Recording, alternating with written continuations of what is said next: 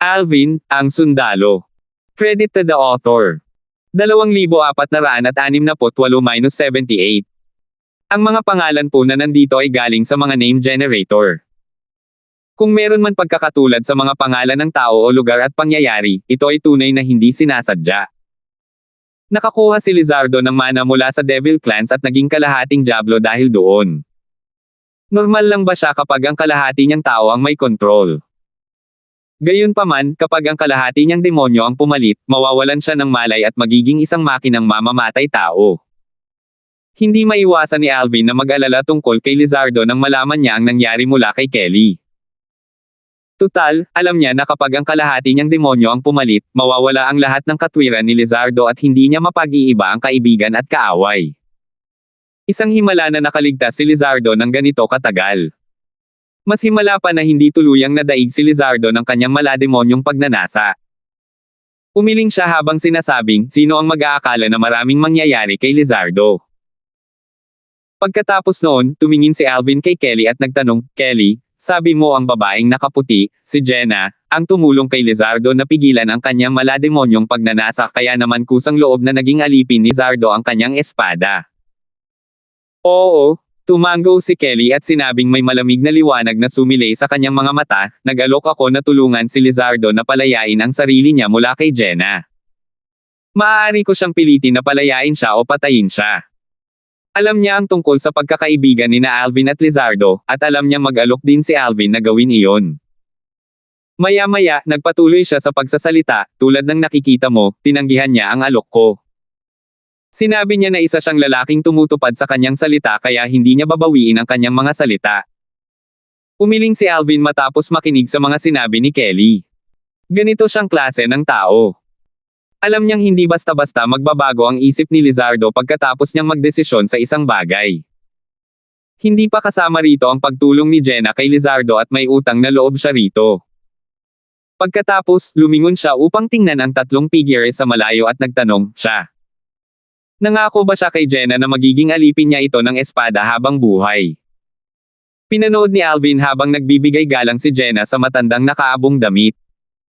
Natuklasan niya na ang matandang lalaki ay hindi kasing simple ng inaakala niya. Naisip niya, natatakot ako na kahit ang 8 Tribulation Bodiless Celestial na pinatay ko kanina ay walang kapantay sa matandang ito. Nangangahulugan ito na isa siyang 9 Tribulation Bodiless Celestial. Sa sandaling ito, sandaling nagtama ang kanyang mga mata at ang matandang nakaabong damit. Nang dumating si Alvin sa lugar na ito kanina, naobserbahan niya ang lahat ng mga walang katawan na celestial na naruroon. Naalala niya na ang matandang lalaki na nakaabong damit ay tahimik na nakatayo sa gilid, mukhang hindi kapansin-pansin kaya hindi niya ito masyadong pinansin. Gayunpaman, ngayong pinagmamasdan niya ang matandang lalaki habang binabati ni na Jenna at Lizardo ang matandang lalaki, natuklasan niya na ang matandang lalaki ay talagang hindi simple. Malamang na siya ay ang 9 Tribulation Bodiless Celestial. Sa sandaling ito, umiling si Kelly at sumagot kay Alvin, hindi. Sinabi ni Lizardo na nangako siyang magiging alipin ng espada ni Jenna sa loob ng 100 taon. Mababawi niya ang kanyang kalayaan sa loob ng 100 taon. 100 taon. Hindi naman ganoon kalala. Bulong ni Alvin. Gamaan ang kanyang pakiramdam. Nag-aalala siya na baka si Lizardo ay basta na lang pumayag na maging alipin ng espada ng isang tao habang buhay. Kahit hindi maaaring manampas sa panunumpa ng parusang kidlat sa Beyond Heaven Secret Zone, dahil alam niyang kahit wala ang panunumpa, hindi pa rin niya sisirain ang kanyang pangako. Gayunpaman, ang Jenna na iyon ay talagang nakakuha ng malaking halaga. Sa sandaling ito, sa wakas ay nagsalita si Irish, kapatid na Alvin, alam mo ba kung sino ang nakakuha ng mana mula sa isang great overarching golden celestial? Natanto ni Alvin ang sinabi ni Irish. Si Lizardo kaya iyon. Sumulyap si Irish kay Kelly bago niya sinabi, tama ka. Gayunpaman, lahat ng ito ay salamat kay Ate Kelly kaya niya nakuha ang mana mula sa isang great overarching golden celestial. Kung hindi dahil sa kanya, wala siyang pagkakataon. Kelly. Nagulat si Alvin. Bagamat alam niyang lumakas na si Kelly, hindi niya inaasahan na sapat na ang lakas nito para malampasan ang mga balakid at matulungan si Lizardo na makuha ang mana mula sa isang dakilang pangkalahatang ginintoang celestial. Sa palagay ko ay tadhana na kung bakit nakuha ni Lizardo ang mana. Paliwanag ni Kelly, nang nakatayo kaming lahat sa harap ng mana mula sa isang dakilang pangkalahatang gininto ang celestial, pinili siya ng mana. Nangangahulugan ito na wala tayong kapalaran sa mana. Tumingin siya kina Brianna, Tanya, at Irish habang patuloy na sinasabi, gayunpaman, posible rin na napili siya dahil siya lamang ang sword cultivator sa amin noong panahong iyon. Kaya nga nakuha talaga ni Lizardo ang mana mula sa isang dakilang gininto ang celestial, at ito ay isang mana mula sa isang espada celestial. Ngumiti si Alvin. Matagal na siyang nagtataka kung sino ang nakakuha ng mana. Tutal, kung hindi dahil sa nahuli siya sa pagdating, tiyak na makukuha niya ang mana mula sa isang dakilang gininto ang celestial.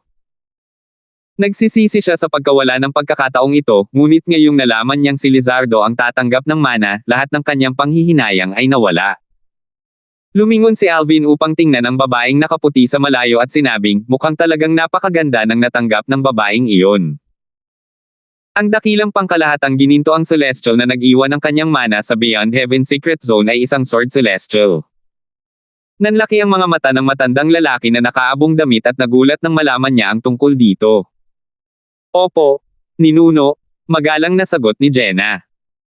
Lumiwanag ang mga mata ng matandang lalaking nakaabong damit at may bahid ng pag-asa ang makikita sa mga mata nito habang nagtatanong, kung gayon, natanggap mo ba? Nakuha mo ba ang mana? Umiling si Jenna at ang inaasahan sa mga mata ng matandang lalaki na nakaabong damit ay agad na napalitan ng pagkadismaya. Alam mo ba kung sino ang kumuha nito? Tanong ng matanda. Siya yun, sagot ni Jenna habang lumingon kay Lizardo. Puno ng selos ang mga mata niya sa sandaling iyon. Siya. Muling ibinaling ng matandang lalaking nakaabong ang kanyang atensyon kay Lizardo at ang kanyang saloobin ay nagbago ng 180 degree. Noong una, hindi niya inisip na may espesyal sa alipin ng espada ni Jenna. Sino ang mag-aakala na nakuha niya ang mana mula sa isang dakilang pangkalahatang gininto ang celestial? Oo, tumango si Jenna at sinabing, noong una, mas mahina siya kaysa sa akin. Gayunpaman, pagkatapos niyang makuha ang mana, medyo naging mas malakas siya kaysa sa akin. Nang marinig ang mga salita ni Jenna, tumingin ang matandang lalaki na nakaabong damit kay Lizardo at sabik na tinanong ito, dahil nakuha mo na ang mana mula sa isang dakilang pangkalahatang gininto ang celestial at naging mas malakas kaysa kay Jenna, plano mo pa rin bang tuparin ang iyong mga salita at manatili bilang alipin ng kanyang espada? Walang pakialam na sumagot si Lizardo, paano makakatayo ng matatag ang isang tao kung hindi niya tinutupad ang kanyang mga salita? Si Jenna ay humanga sa mga salita ni Lizardo. Maging ang matandang lalaking nakaabong damit ay tumaas ang tingin kay Lizardo nang marinig niya ang mga salita ni Lizardo. Sabi niya, Jenna, hayaan mong ako ang magdesisyon para sa iyo sa pagkakataong ito. Palayain mo si Lizardo sa kanyang pangako na magiging alipin mo sa espada. Sang-ayon ka ba? Mabilis na sumagot si Jenna matapos makabawi mula sa kanyang pagkabigla, susundin ko ang iyong mga utos, ninuno. Senior, ikaw ay... Kumunat ang noo ni Lizardo nang marinig ang mga salita ng matandang lalaki na nakaabong damit. Pinutol ni Jenna si Lizardo at mabilis na sinabi, Lizardo, hindi mo sinira ang pangako mo. Kusang loob kitang palalayain sa pangako mo. Hindi mo na kailangang pag-isipan pa ng sobra. Pero, naguguluhan si Lizardo na tumingin kay Jenna. Alam naman niyang hindi ito ganoon kamaunawaing tao. Maya-maya, naisip niya, parang ginagawa lang niya ito dahil sa matandang lalaking ito mula sa Yellow the Arch Mansion. Napagdesisyonan na. Masayang sabi ng matandang lalaki na nakaabong damit habang nakatingin kay Lizardo. Pagkatapos, nagtanong siya, Lizardo, nais kitang imbitahan na sumali sa aming Yellow the Arch Mansion. Pumapayag ka bang sumama sa amin? Narito na. Naisip ni Lizardo sa sarili. Ito ang garantiya ng paglaya mula sa kanyang pangako. Alam niyang hindi magiging ganoon kadali ang mga bagay-bagay. Pinilit ng matandang lalaking nakaabong palayain si Jenna bilang isang alipin ng espada bago niya ito inanyayahan na sumali sa Yellow the Arch Mansion, na may balak na itali siya ng tuluyan sa Yellow the Arch Mansion. 2,469. Batay sa narinig ni Lizardo tungkol sa Yellow the Arch Mansion mula kay Jenna, alam niyang ang Yellow the Arch Mansion ay konektado sa isang Devata realm. Kung hindi niya nakuha ang mana mula sa isang Great Overarching Golden Celestial, maaaring tinanggap niya ang imbitasyon ng matandang nakaabong damit. Gayunpaman, hindi niya ito magagawa ngayon. Ito ay dahil sa sandaling makuha niya ang mana mula sa Great Overarching Golden Celestial, siya ay naging kahalili ng Great Overarching Golden Celestial. Kapag nakaakyat na siya sa isang Devata Realm, siya ang magiging disipulo ng Great Overarching Golden Celestial. Paano siya makakapunta sa ibang puwersa sa Devata Realm? Pasensya na, Senior, umiling si Lizardo at prangkang sinabi, kailangan kong tanggihan ang imbitasyon. Kung ang Yellow the Arch Mansion ay isa lamang puwersa sa makamundong kaharian, sasali na sana ako. Dahil nakuha ko na ang mana mula sa Great Overarching Golden Celestial, kapag umakyat ako sa isang Devata Realm, ako ang magiging disipulo ng Great Overarching Golden Celestial na iyon. Umiling ang matandang lalaking nakaabong damit. Lizardo, maaaring hindi mo alam ito, ngunit isa ka lamang sa maraming disipulo ng dakilang pangunahing gininto ang Celestial sa mga makamundong kaharian. Maaaring hindi niya alam ang iyong pag-iral. Sa hinaharap kapag umakyat ka sa Devata Realm, hindi na ito malaking bagay kahit na hindi ka maging disipulo niya o sumama sa kanyang puwersa. Patuloy na sinabi ng matandang lalaking nakaabong ng may panghihikayat, bukod pa rito, ang ating Yellow the Arch Mansion ay isa ring nangungunang puwersa sa Devata Realm. Sa katunayan, ang ating matandang ninuno ay naging isang Heaven Emperor na ngayon sa isang Devata Realm. Kung sasali ka sa amin ngayon at kapag umakyat ka sa Devata Realm, kahit na hindi masaya ang Great Overarching Golden Celestial na iyon, maaaring wala siyang lakas ng loob na hanapin ka sa ating Yellow the Arch Mansion. Batay sa kanyang mga salita, makikita na lubos siyang nagtitiwala sa lakas ng Yellow the Arch Mansion. Nang marinig ang mga salita ng matandang lalaki na nakaabong damit, bahagyang nairita si Lizardo. Senior, mukha ba akong taong gagantay ng kawalang utang loob sa mga pabor? Lizardo. Bulalas ni Jenna sa tonong pasaway.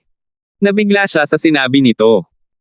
Paano siya nang ahas na kumilos ng ganoon kawalang ingat sa harap ng ninuno ng Yellow the Arch Mansion? Ayaw ba niyang mabuhay?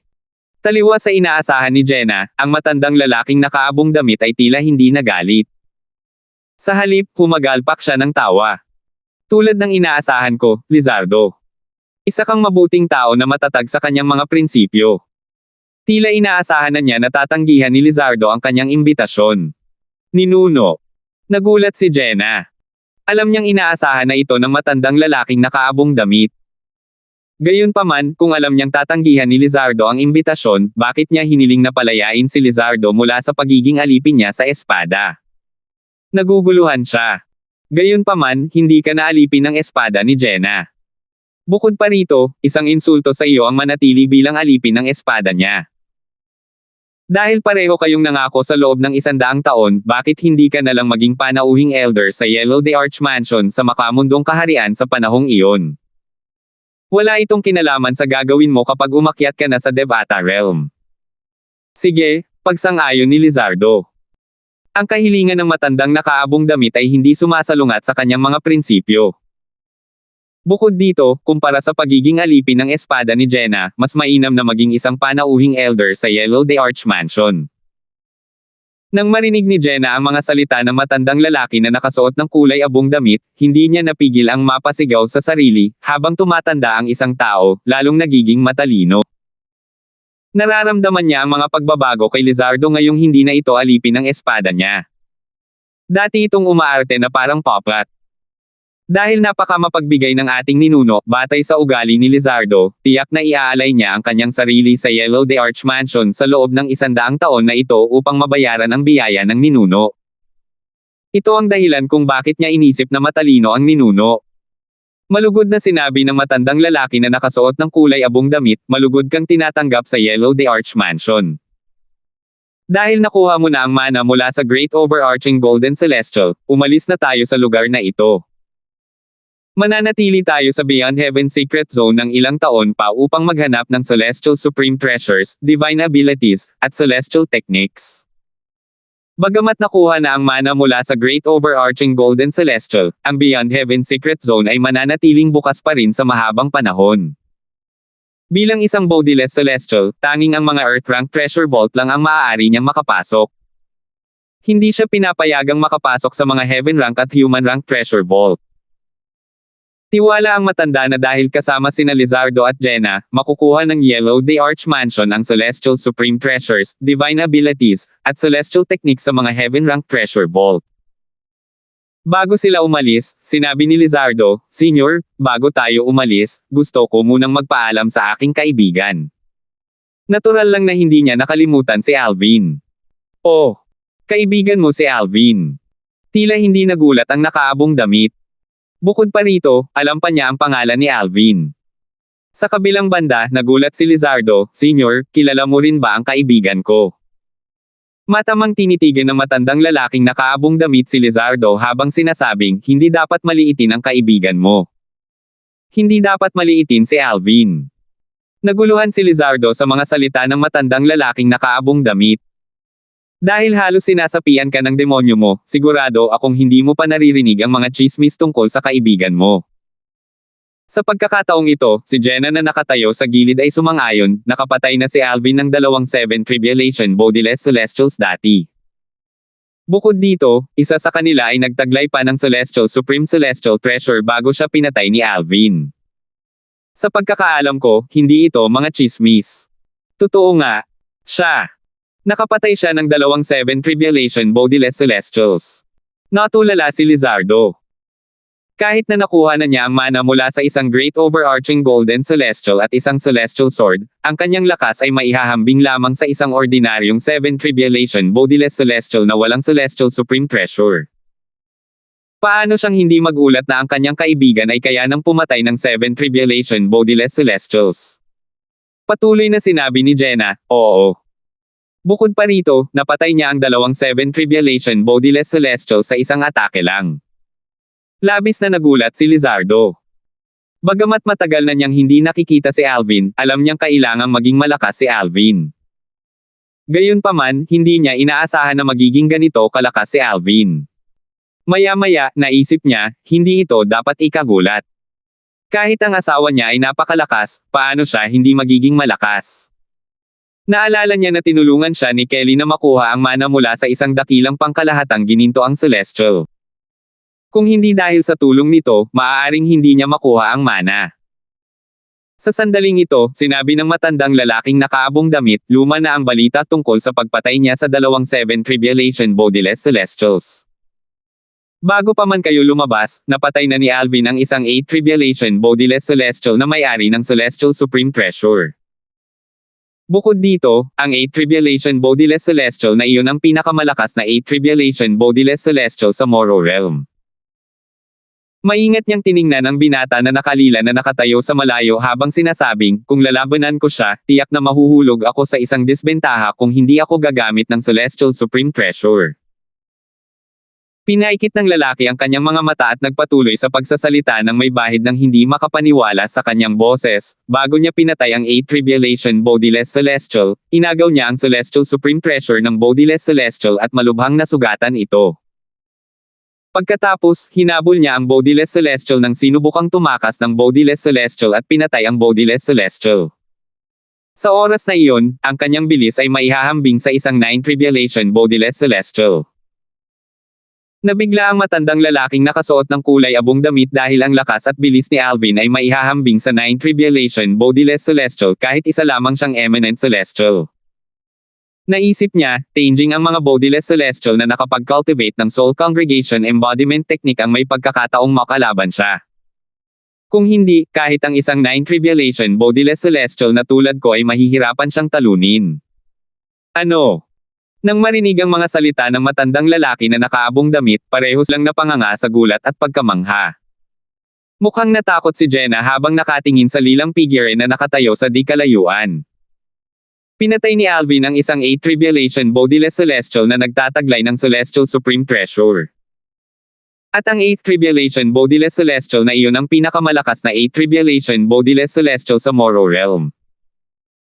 Hindi niya talaga inaasahan na ang binata na nakasuot ng lila na isa lamang Eminent Celestial ay nagtataglay ng ganoong kakilakilabot na kapangyarihan. 2,470. Napakalakas ba ni Alvin? Hindi makapaniwala ang mga mata ni Lizardo nang tumingin siya kay Alvin.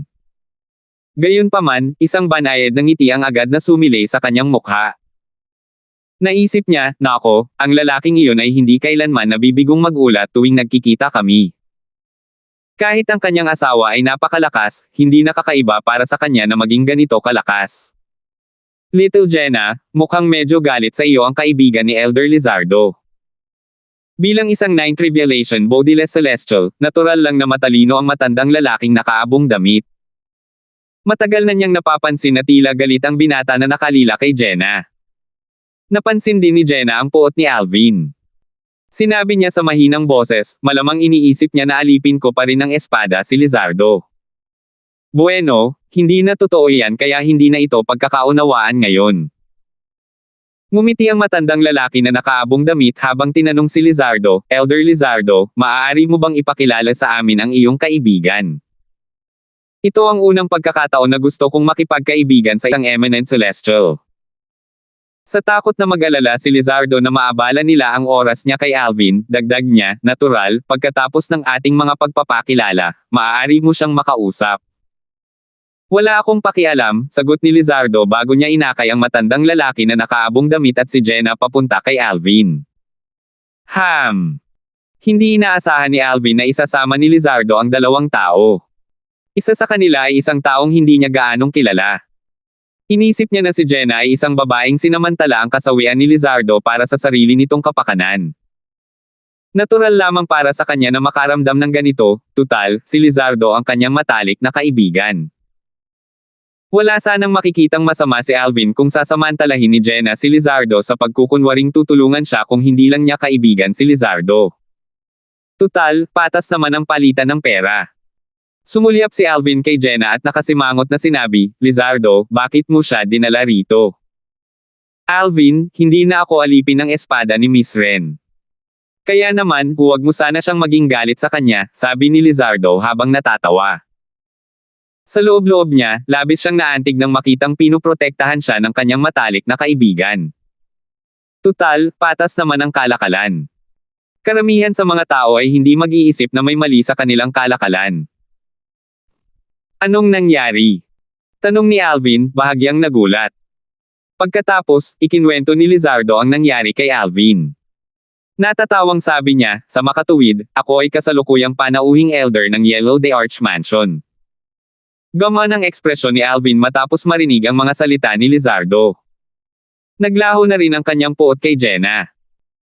Bagamat kailangang manatili si Lizardo sa Yellow the Arch Mansion bilang isang panauhing elder sa loob ng 100 taon, ibang-iba ito sa pagiging isang alipin ng espada. Maya-maya, inilipat niya ang kanyang atensyon sa matandang lalaki na nakasuot ng kulay abong damit at sinabing, paano kita tatawagan, Senior? Alam ni Alvin na si Lizardo ay nakakawala sa kanyang mga gapos bilang isang alipin ng espada at naging isang panauhing elder sa Yellow the Arch Mansion dahil lamang sa matandang ito. Kaya naman, hindi naman masama ang kanyang impresyon sa matandang lalaki. Humanga siya sa kagandahang loob ng matandang lalaki. Hindi lamang mataas ang cultivation base ng matandang lalaki, kundi mayroon din siyang mabuting ugali. Ako si Randolph. Nakababatang kapatid na si Alvin, matagal ko nang naririnig ang tungkol sa iyo, sabi ni Randolph, ang Nine Tribulation Bodiless Celestial ng Yellow the Arch Mansion, sabay tawa. Napakabait niya kapag nagsasalita. Hindi mo na kailangang tawagin akong senior. Tawagin mo na lang akong kuya kung mas komportable ka. Tutal, mas matanda lang naman ako sa iyo ng ilang taon. Nang marinig ang mga salita ni Randolph, hindi alam ni Alvin kung paano ilalarawan ang kanyang nararamdaman. Sinabi lang ng isang celestial na walang katawan na ilang taon lang ang tanda niya sa kanya. Bumulong ng malalim si Nympha na nakatayo malapit, medyo walang hiya ang matandang ito, di ba? Kahit hindi malakas ang boses niya, narinig ng lahat ang sinabi niya. Hindi nagalit si Randolph, tumingin lamang siya kay Nympha at ngumiti. Sa kabaligtaran, si Jenna na nakatayo sa tabi ni Randolph ay tumitig ng masama kay Nympha. Kung tutusin, sa kanyang palagay, Randolph ay hindi lamang ninuno ng Yellow the Arch Mansion, kundi isa rin siya sa dalawang kataas-taasang nilalang sa Yellow the Arch Mansion. Higit pa sana ang titig na titig ang ginawa niya kay Nympha kung hindi niya nakitang tila hindi nagalit si Randolph.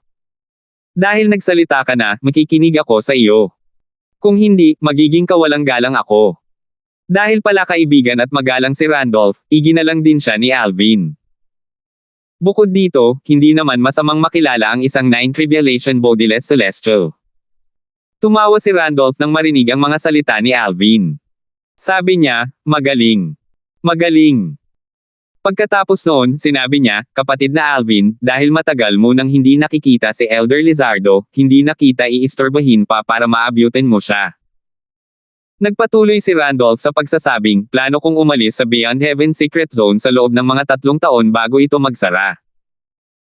Kung magpasya kang bisitahin ang Yanhuang Realm bago magsara ang Beyond Heaven Secret Zone, malugod kang tinatanggap sa aming Yellow Day Arch Mansion.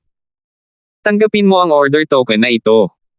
Ang Yellow Day Arch Mansion ay matatagpuan sa isang liblib na lugar. Gayunpaman, kapag nakarating ka na sa Yanhuang Realm, kung ilalagay mo ang iyong enerhiya sa token, dadalhin ka nito sa Yellow Day Arch Mansion. Iniabot niya ang isang violet at gold order token kay Alvin habang nagsasalita. Yanhuang Realm. Kinuha ni Alvin ang violet at gold order token bago sinabi, kung ang kuya ay mula sa ibang mundane realm, hindi ako sigurado kung bibisita ako. Gayunpaman, matagal ko nang napagpasyahan na bisitahin ang Yanhuang Realm.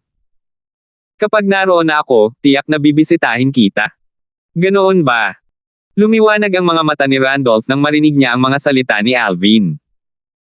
Sa katunayan, hindi niya inakalang bibisita talaga si Alvin sa Yellow Day Arch Mansion sa Yanhuang Realm kahit na binigyan na niya si Alvin ng order token. Oo. Ngumiti si Alvin. Tiningnan niya si Aiden bago sinabi, ito ang kaibigan ko, si Aiden. Siya ay mula sa Celestial Master Sect sa Yanhuang Realm. Ipinangako ko sa kanya na susundan ko siya sa Yanhuang Realm. Galing siya sa Celestial Master Sect. Agad na lumingon si Randolph kay Aiden. Napatawa siya ng mahina. Kaibigan ko ang Free Cloud Sage sa Celestial Master Sect. Bago ako umakyat, makikilala ko muna siya. Sa oras na iyon, babanggitin kita. Malaya na Cloud Sage. Nagulat si Aiden nang marinig niya ito. Ang Free Cloud Sage ang tanging Nine Tribulation Bodiless Celestial sa Celestial Master Sect. Hindi na kailangang sabihin, siya rin ang pinakamalakas na tao sa Celestial Master Sect. Bagamat si Aiden ay mula sa Celestial Master Sect at maituturing na may talento sa mga nakababatang henerasyon, hindi pa niya nakikita ang Free Cloud Sage noon, lalo na't hindi niya ito nakausap. Paano siya hindi mabibigla nang sabihin sa kanya ni Randolph na kaibigan niya ang Free Cloud Sage at babanggitin pa ang pangalan nito kapag nakilala niya ang Free Cloud Sage? Mabilis na yumuko si Aiden at sinabing, salamat, Senior. Dahil kaibigan ka ni nakababatang Alvin, maituturing ka na ring kaibigan ko. Hindi mo na kailangang magpasalamat. Bahagyang ngumiti si Randolph kay Aiden. Pagkatapos, humarap siya kay Alvin at sinabing, sige, hindi namin iistorbahin ni Jenna ang muling pagsasama ninyo ni Elder Lizardo. Pagkatapos noon, sinabi ni Randolph kay Lizardo bago siya umalis kasama si Jenna, nakatatanda Lizardo, hindi naman kami nagmamadali kaya maglaan ka ng oras para makausap ang nakababatang kapatid na si Alvin. Sige, tumango si Lizardo. Dahil matagal nang hindi nagkikita sina Alvin at Lizardo, nang magsimula silang mag-usap, hindi na sila nakapagpigil. Pareho silang nagkwento tungkol sa kanilang mga karanasan. Nabigla si Lizardo nang marinig niya ang karanasan ni Alvin. Para siyang nababalisa ng ikwento ni Alvin ang mga panganib na kanyang naranasan. Sa kabilang banda, ramdam ni Alvin ang sakit na nararamdaman ni Lizardo nang isalaysay ni Lizardo kung paano niya nakuha ang mana mula sa Devil Clans at kung paano siya naging demonyo bago niya pinatay ang kanyang Panginoon, si Sword 13. 2,471. Hindi yun sinasadya. Naniniwala akong maiintindihan ito ni Senior Sword 13 at hindi kanya masisisi, sabi ni Alvin sa pagtatangkang aliwin si Lizardo. Ramdam niya ang pagsisisi, kalungkutan, at pagkawala ni Lizardo. Bumantong hininga si Lizardo ng may emosyon. Kahit na ano paman, masama pa rin ang pakiramdam ko. Ang nagawa na ay tapos na. Walang saysay na pag-isipan pa ito. Naniniwala ako na kung minamasdan ka ni Senior Sword 13 mula sa langit, gugustuhin niyang makita kang mamuhay ng maayos, pampakalma ni Alvin. Sige, Tumango si Lizardo bago sinabi, Alvin, salamat sa asawa mo kaya nakuha ko ang mana mula sa isang dakilang pangkalahatang ginintoang celestial. Kailangan kitang pasalamatan dahil alam kong tinulungan niya ako dahil sa iyo. Salamat. Nabalitaan ko na yan. Kailangan pa ba tayong maging magalang sa isa't isa? Natatawang sabi ni Alvin, walang duda na tinulungan ka ni Kelly, pero nakatadhana ka rin naman. Sa dinami-dami ng tao, ikaw ang pinili nito. Sumagot si Lizardo, ang dakilang pangkalahatang gininto ang celestial na nag-iwan ng mana rito ay isang sword celestial. Kaya marahil ako ang pinili ng mana dahil ako lang ang nag-iisang sword cultivator na naroon noong panahong iyon. Sandali siyang tumigil bago nagtanong, narinig kong sinabi ni Elder Randolph na kararating mo lang daw kanina. Bakit ka nahuli nang dumating? Kung mas maaga ka lang dumating, hindi ko makukuha ang mana. Tutal, isa ka ring sword cultivator.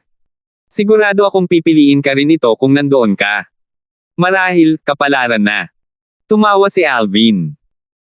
Kung tutuusin, hindi naman masama na hindi ko nakuha ang mana mula sa isang great overarching golden celestial. Tutal, mayroon na akong master. Kung makukuha ko ang mana mula sa isang great overarching golden celestial, magiging komplikado ang mga bagay-bagay. Hindi ko maaaring talikuran ang aking master dahil lang sa nakuha ko ang mana. Matagal nang kinikilala ni Alvin na nagmana ng Sovereign Heart Sword, si Berting bilang kanyang master. Hindi niya kikilalanin ang ibang master maliban kay Berting. Tumawa si Lizardo. Pareho ka pa rin ng dati. Napakawalang pakialam at bukas ang isipan mo pa rin. Walang inaalala at bukas ang isipan. Umiling si Alvin bago sinabi, hindi mo alam ito, pero medyo nalungkot ako at hindi sumusuko ng matuklasan kung nakuha na ang mana mula sa isang great overarching golden celestial. Pagkatapos ko lang malaman na ikaw ang nakakuha ng mana ay saka ko lang nagawang pakawalan ang mga damdaming iyon. Paano ako magagalit na nakuha ng kaibigan ko ang mana mula sa isang great overarching golden celestial? Tumawa si Lizardo at nang-aasar na sinabi, parang masyado kitang pinahahalagahan. Mula noon, naging mas magaan ang kanilang pag-uusap. Alvin, nakilala ko ang anak mo bago pa ako pumasok sa Beyond Heaven Secret Zone. Ang bilis talaga ng panahon, may anak ka na, buntong hininga ni Lizardo. May bahid ng paghanga ang makikita sa mga mata nito. Oh, nakilala mo na si Vilma. Lumiwanag ang mga mata ni Alvin. Tumawa siya habang sinasabi, hindi lang ako may anak na babae, mayroon din akong anak na lalaki. Alam kong Vilma ang pangalan ng anak mo, pero ano ang pangalan ng anak mo? Tanong ni Lizardo na may kuryosidad. Kristen, sagot ni Alvin. Dahil dito, mas lalo niyang namimiss ang kanyang anak. Hindi lang niya namimiss ang anak, kundi pati na rin ang isa pa niyang asawa, si Megan. Namimiss din niya ang kanyang mga magulang at mabubuting kaibigan. Dahil nawala ang kanyang pamilya at mga kaibigan sa lower province ng Dao Marshall St. Land, hindi na niya sila nakita pa. Naisip niya, pagkatapos kong umalis sa lugar na ito at bumalik sa St. Province Realm, hahanapin ko ang aking mga magulang, si Little Megan, at ang iba pa bago pumunta sa Yan Huang Realm. Kristen. Natatawang sabi ni Lizardo. Kung hindi ako nagkakamali, hindi mo pinangalanan ang pamangkin ko, di ba? Paano mo nalaman yan?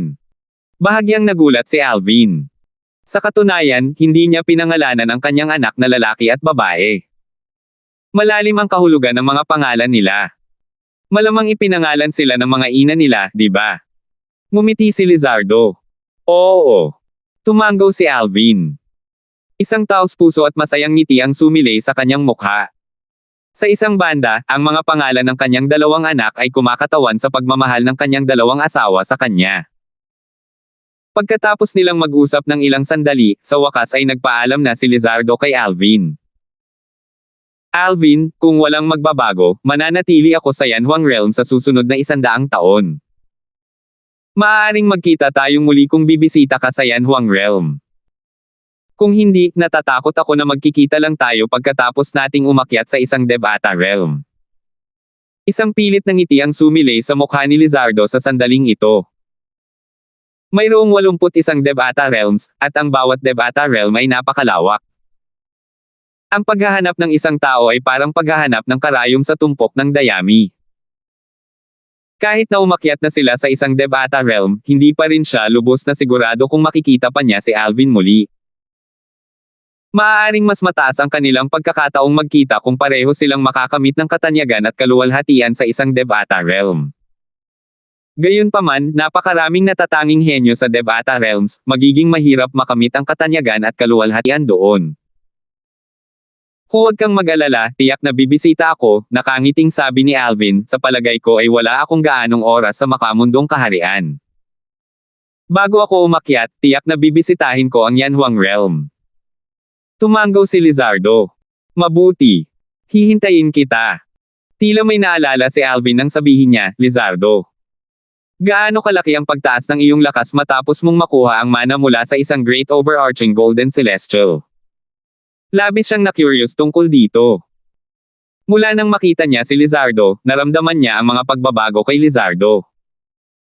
Bukod dito, malinaw niyang naramdaman na tila mas malakas ang kaluluwa ni Lizardo kaysa sa kanya, at nagbigay ito sa kanya ng pakiramdam ng panganib.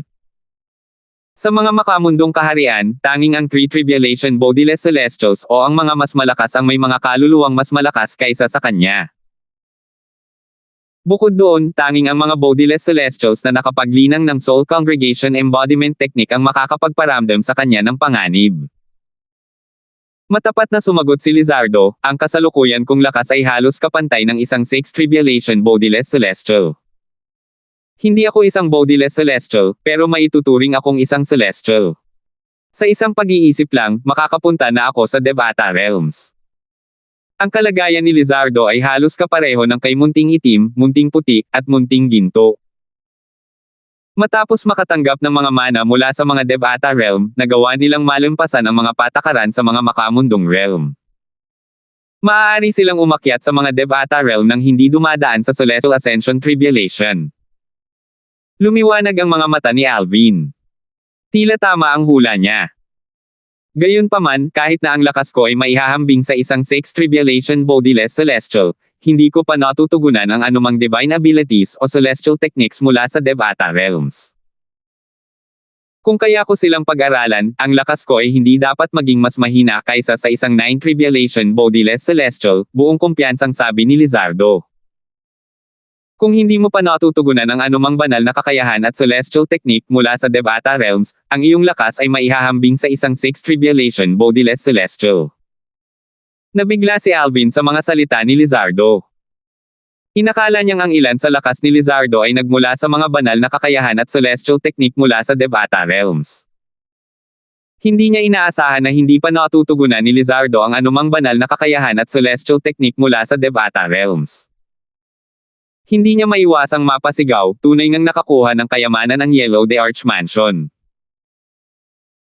Tutal, kapag na-master na ni Lizardo ang mga banal na kakayahan at celestial techniques mula sa Devata Realms, magkakaroon siya ng lakas na maihahambing sa isang Nine Tribulation Bodiless Celestial. Bukod dito, si Lizardo ay hindi limitado ng mga patakaran sa mga mundane realms at nagagawa niyang manatili sa mga mundane realms hanggat gusto niya. Kung ikukumpara, ang mga Bodiless Celestial ay kailangang harapin ang Bodiless Celestial Tribulation kada 1,000 taon. Kung ang Bodiless Celestial ay mabibigo sa Tribulation, mamamatay siya. Kung malalampasan niya ang lahat ng 9 na Tribulation, kakailanganin niyang umakyat sa isang Devata Realm at hindi makakatagal sa mga mundong kaharian. Hindi ito naaangkop kay Lizardo. Dahil dito, sinabi ni Alvin na ang Yellow the Arch Mansion ay nakakuha ng isang kayamanan. Same time na sinabi ni Lizardo, ipinangako ko lang na babantayan ko ang Yellow the Arch Mansion sa loob ng 100 taon. Pagkatapos noon, kung hindi ako makakabalik sa Saint Province Realm, aakyat ako sa isang Devata Realm mula sa Yanhuang Realm. Tumanggaw si Alvin. Alvin, kailangan ko nang umalis. Magkita tayo ulit sa Yanhuang Realm pagkatapos ng ilang taon. Sa wakas ay umalis na si Lizardo. Dahil naghihintay pa rin sa kanya sina Randolph at Jenna mula sa Yellow the Arch Mansion, hindi magiging magalang para sa kanya na paghintayin sila ng matagal. Bagamat sinabi ni Randolph na maaari siyang maghintay, hindi niya naramdaman na tama na paghintayin sila. Bukod dito, halos matapos na niya ang paghabol kay Alvin. Sige, magkikita tayong muli sa Yanhuang Realm. Isang banayad na ngiti ang sumilay sa mukha ni Alvin habang nakatingin sa kanyang kaibigan na kilala niya simula pa noong siya ay teenager. Ang kanyang ngiti ay parang banayad na simoy ng tagsibol. Nang muling magsama-sama si Lizardo at ang dalawang tao mula sa Yellow the Arch Mansion, tumingin si Randolph kay Alvin at malakas na sinabi, "Kapatid na Alvin, hihintayin kita sa Yanhuang Realm. Mayroon akong masarap na alak sa aking pribadong koleksyon. Sa oras na iyon, uminom tayo at magsaya." Tumawa si Alvin bago sumagot, "Huwag kang mag-alala, kuya. Tiyak na bibisitahin ko ang Yanhuang Realm." Swoosh! Swoosh! Swoosh! Umalangaw-ngaw sa ere ang mga tunog ng pag-ungol ng hangin bago naglaho ang tatlong tao. 2,472. Mansyon ng dilaw na The Arch. Sinabi ba ng matandang iyon na taga Yellow the Arch Mansion siya? Ang Yellow the Arch Mansion ay isa sa mga pinakamisteryoso at liblib na puwersa sa ating makamundong kaharian. Bagamat hindi maraming tao mula sa Yellow the Arch Mansion ang kilala ng mundo, ang mga nangungunang puwersa sa ating Yanhuang Realm tulad ng Mount Sierra Sect at Lion Camel Ridge ay hindi nangangahas na basta na lamang silang pukawin.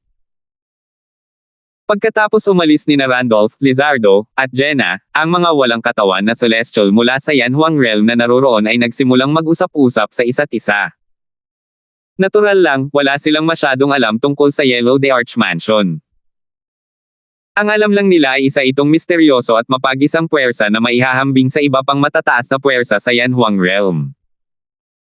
Tumaas ang kilay ni Nympha nang makita niyang tulala pa rin si Aiden kahit nakaalis na ang tatlong iyon. "Aiden, nakaalis na sila. Bakit tulala ka pa rin?" Bumalik sa dati ang katinoan ni Aiden nang marinig ang mga sinabi ni Nympha. Isang nakakailang na ngiti ang sumilay sa kanyang mukha nang sabihin niya, "Nasasabik lang ako. Hindi ko inakalang makikilala ko ang lalaking nasa tsismis. Hindi ko alam na si Randolph mula sa Yellow the Arch Mansion ay hindi pa nakakaakyat sa Devata Realm." "Randolph? Yung matandang lalaki kanina. Ganoon ba siya kagaling?" Tanong ni Nympha bago ito bumulong sa sarili, ang talino niya talaga sa pagkusang mapalapit kay Brother Alvin. Bagamat alam ni Nympha na malakas ang matandang lalaki, hindi niya alam na isa itong 9 Tribulation Bodiless Celestial. Ang akala niya ay isa lamang itong 7 o 8 Tribulation Bodiless Celestial. Siyempre, kahanga-hanga siya. Sagot ni Aiden, si Randolph ay isa sa dalawang 9 Tribulation Bodiless Celestials mula sa Reclusive Force, ang Yellow the Arch Mansion, sa ating Yanhuang Realm. Siyam na kapigatian na walang katawan na Celestial. Nagulat si Nympha. "Aiden, ikaw. Nagbibiro ka ba?" Ang matandang lalaking iyon na nagkusa na lumapit kay Brother Alvin ay isang siyam na kapigatian na walang katawan na Celestial. Alam ni Nympha ang ibig sabihin ng pagiging isang 9 Tribulation Bodiless Celestial. Sila ang pinakamalakas na nilalang sa lahat ng makamundong mundo. Sino ang mag-aakala na ang matanda mula kanina ay isang 9 Tribulation Bodiless Celestial? Bakit ako magbibiro tungkol dito? Alam mo ba kung sino ang Free Cloud Sage sa Celestial Master Sect na nabanggit niya kanina? Ang Free Cloud Sage lang ang 9 Tribulation Bodiless Celestial na ating Celestial Master Sect. Lahat kami sa sect ay tinatawag siyang matandang ninuno, magalang na sabi ni Aidan. Ang matandang iyon ay isang 9 Tribulation Bodiless Celestial. Nahihirapan pa ring paniwalaan ito ni Nympha. Ang isang 9 Tribulation Bodiless Celestial ay napakagalang kay Brother Alvin. Siya pa nga ang nagkusa na mapalapit kay Brother Alvin. Ito ay Sa kasalukuyan, si Alvin ay kasing lakas ng isang 9 Tribulation Bodiless Celestial, sabi ni Aidan, ang katotohanan na kaya niyang patayin ang pinakamalakas na 8 Tribulation Bodiless Celestial sa Moro Realm ay nagpapatunay na ang kanyang lakas ay maihahambing sa isang 9 Tribulation Bodiless Celestial. Ito ang nagpasikat sa kanya sa Beyond Heaven Secret Zone. Hindi magtatagal at magiging sikat din siya sa iba pang 4 na malalaking mundane realms.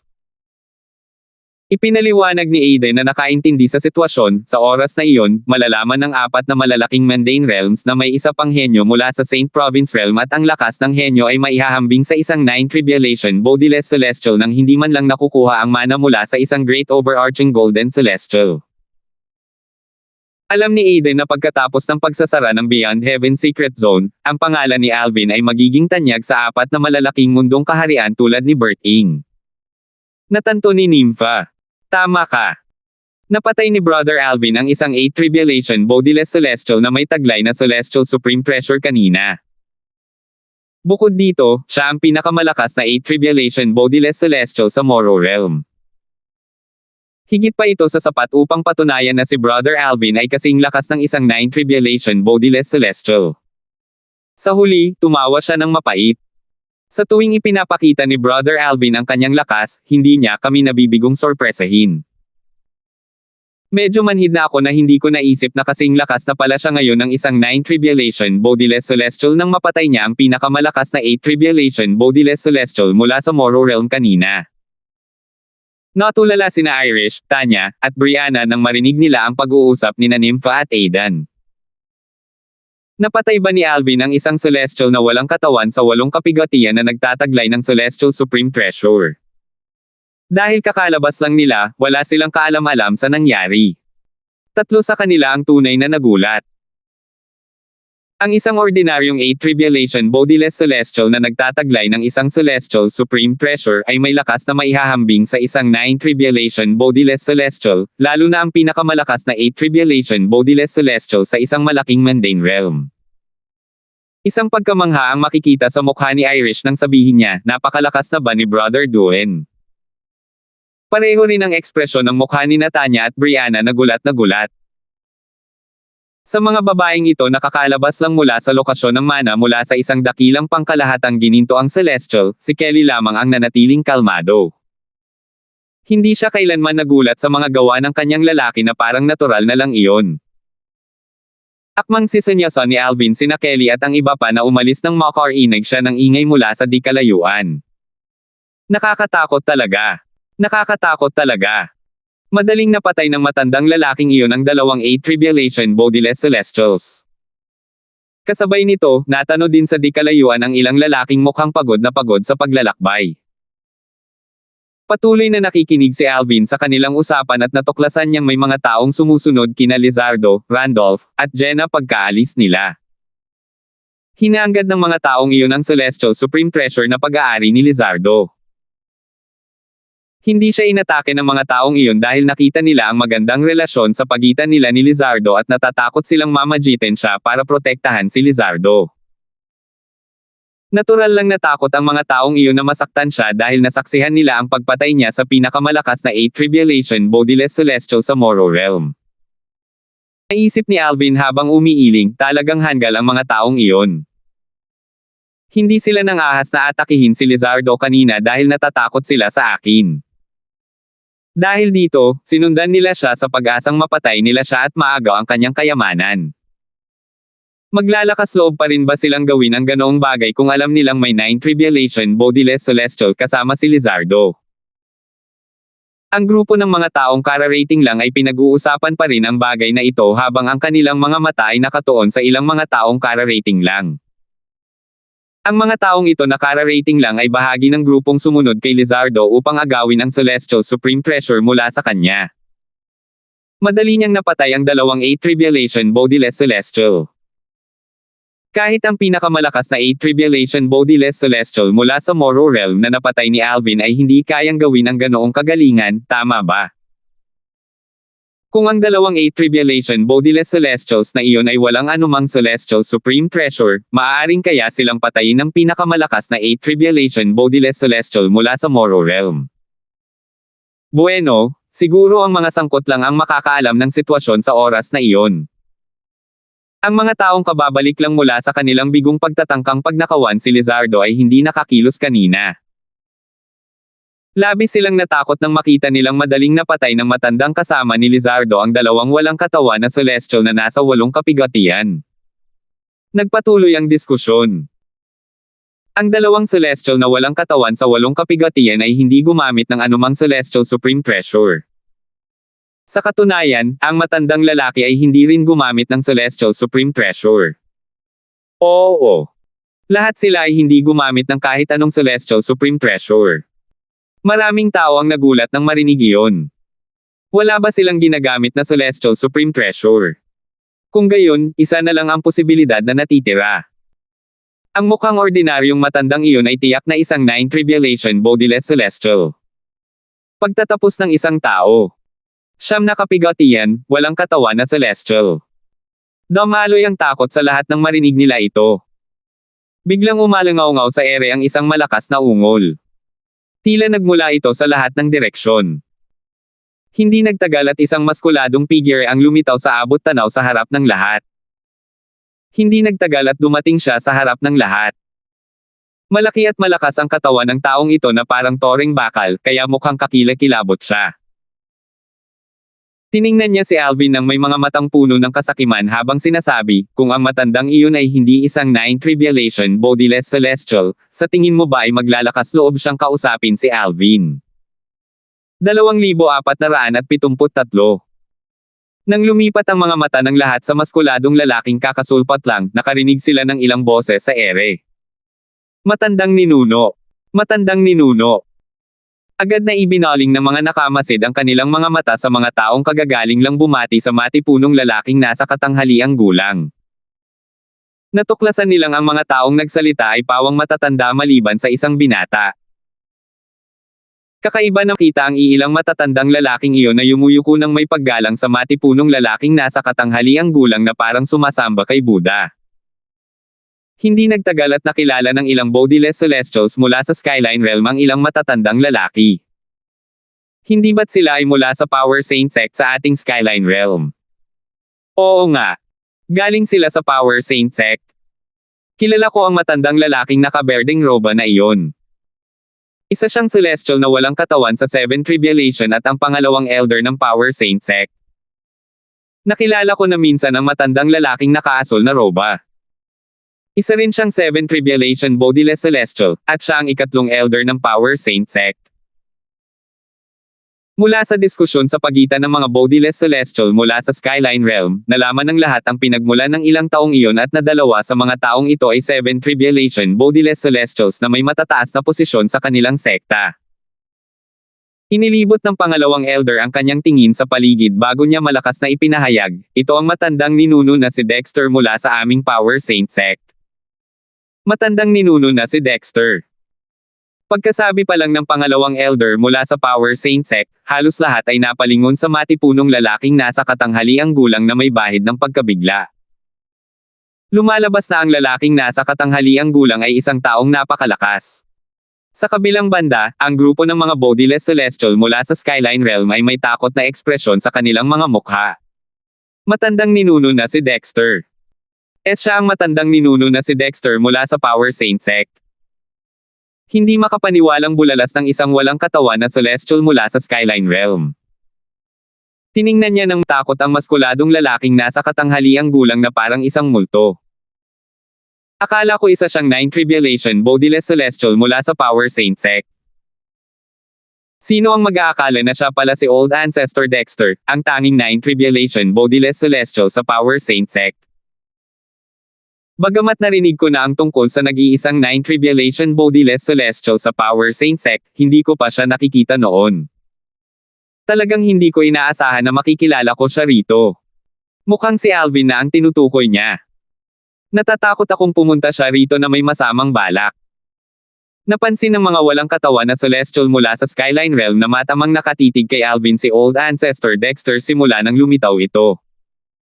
Para bang may espesyal na kayamanan si Alvin. Parami ng parami ang mga taong nakapansin nito, at hindi nila maiwasang mag-isip-isip. Parang may gusto siya kay Alvin dahil sa kasakiman sa mga mata niya. Malamang na may gusto siya kay Alvin. At sa mga kasama niya.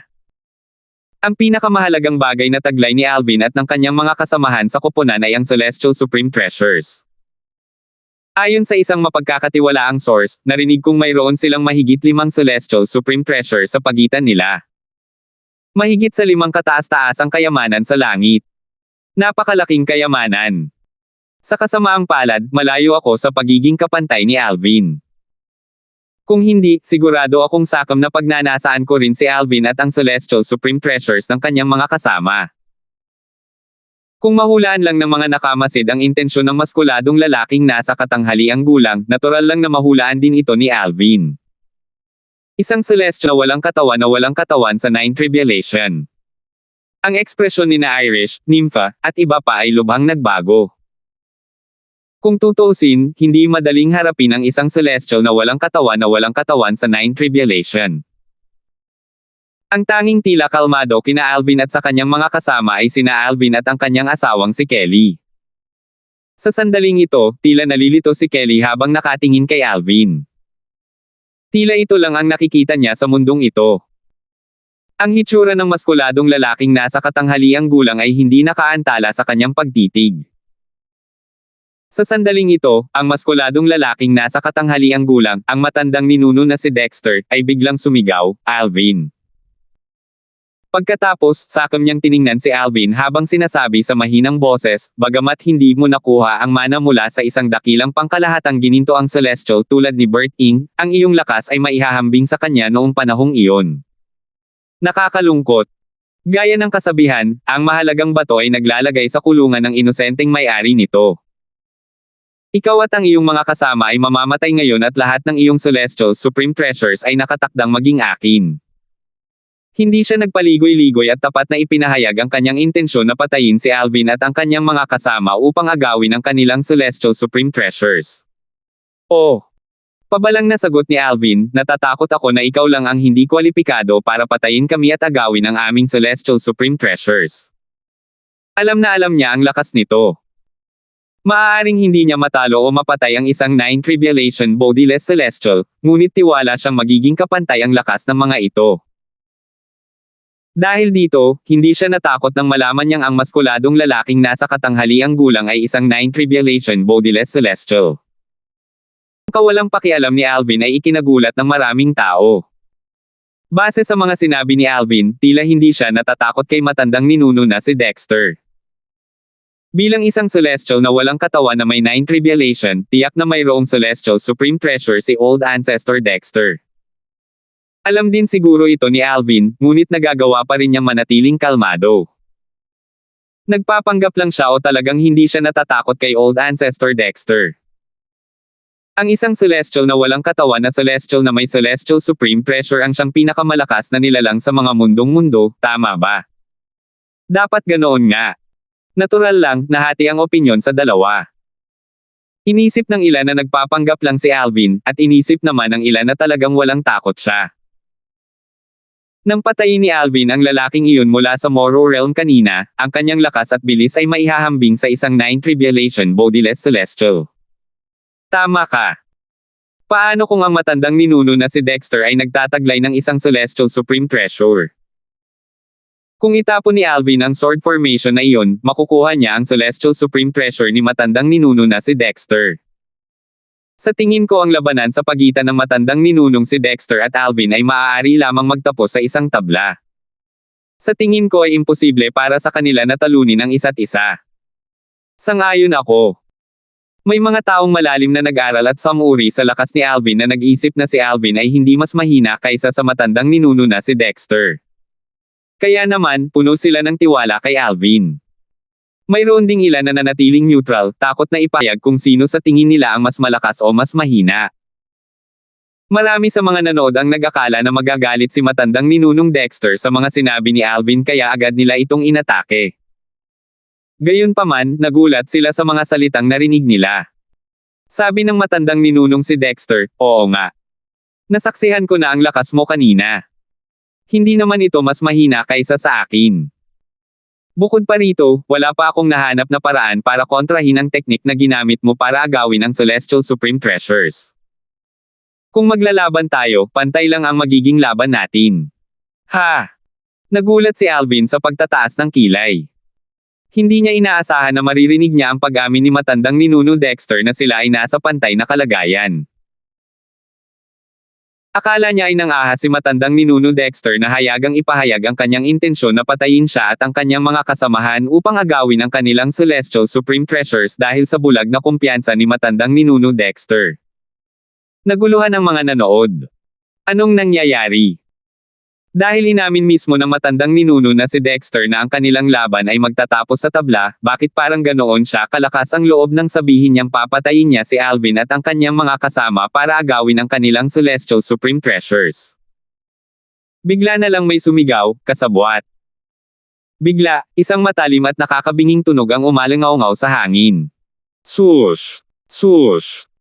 Maya-maya, isang figure ang bumaba mula sa langit, na nakakuha ng atensyon ng lahat, kasama na si Alvin. 2,474. Ang taong bumaba mula sa langit sa napakabilis na parang dragon ay isang elder. Bumaba siya at tumayo sa tabi ng matandang ninuno na si Dexter, ang Nine Tribulation Bodiless Celestial mula sa Power Saint Sect. Ang matanda ay nakasuot ng berdeng roba, at ang kanyang mahabang kayumangging buhok na hindi nakatali ay lumilipad sa hangin na parang mga ahas na handang sumalakay. Mukha siyang ordinaryong tao, parang isang taong hindi mapapansin sa maraming tao. Gayunpaman, ang kanyang aura at tindig ay hindi mas mababa kumpara sa matandang ninunong si Dexter. Nakatatandang ninuno. Nakatatandang ninuno. Pagkalabas pa lang ng nakaberdeng elder, isa na namang grupo ng mga tao ang nagsimulang bumati sa kanya ng may paggalang. Nakilala rin ng ilang tao mula sa Skyline Realm ang mga taong bumati sa bagong dating na ito. Ang grupong ito ng mga tao ay pawang mga makapangyarihang tao mula sa Kunmang Sect. Siya ay mula sa aming Kunmang Sect sa Skyline Realm. Iyan ang Grand Elder ng Kunmang Sect, isang 8 Tribulation Bodiless Celestial.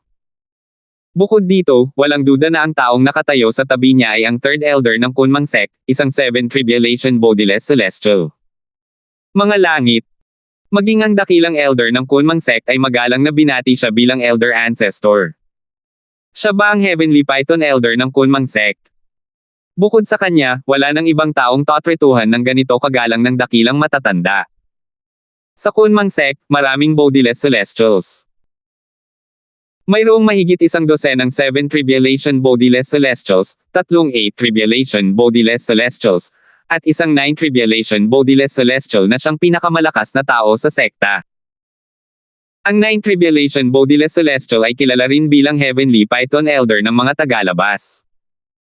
Isa pang siyam na kapigatian na walang katawan na Celestial.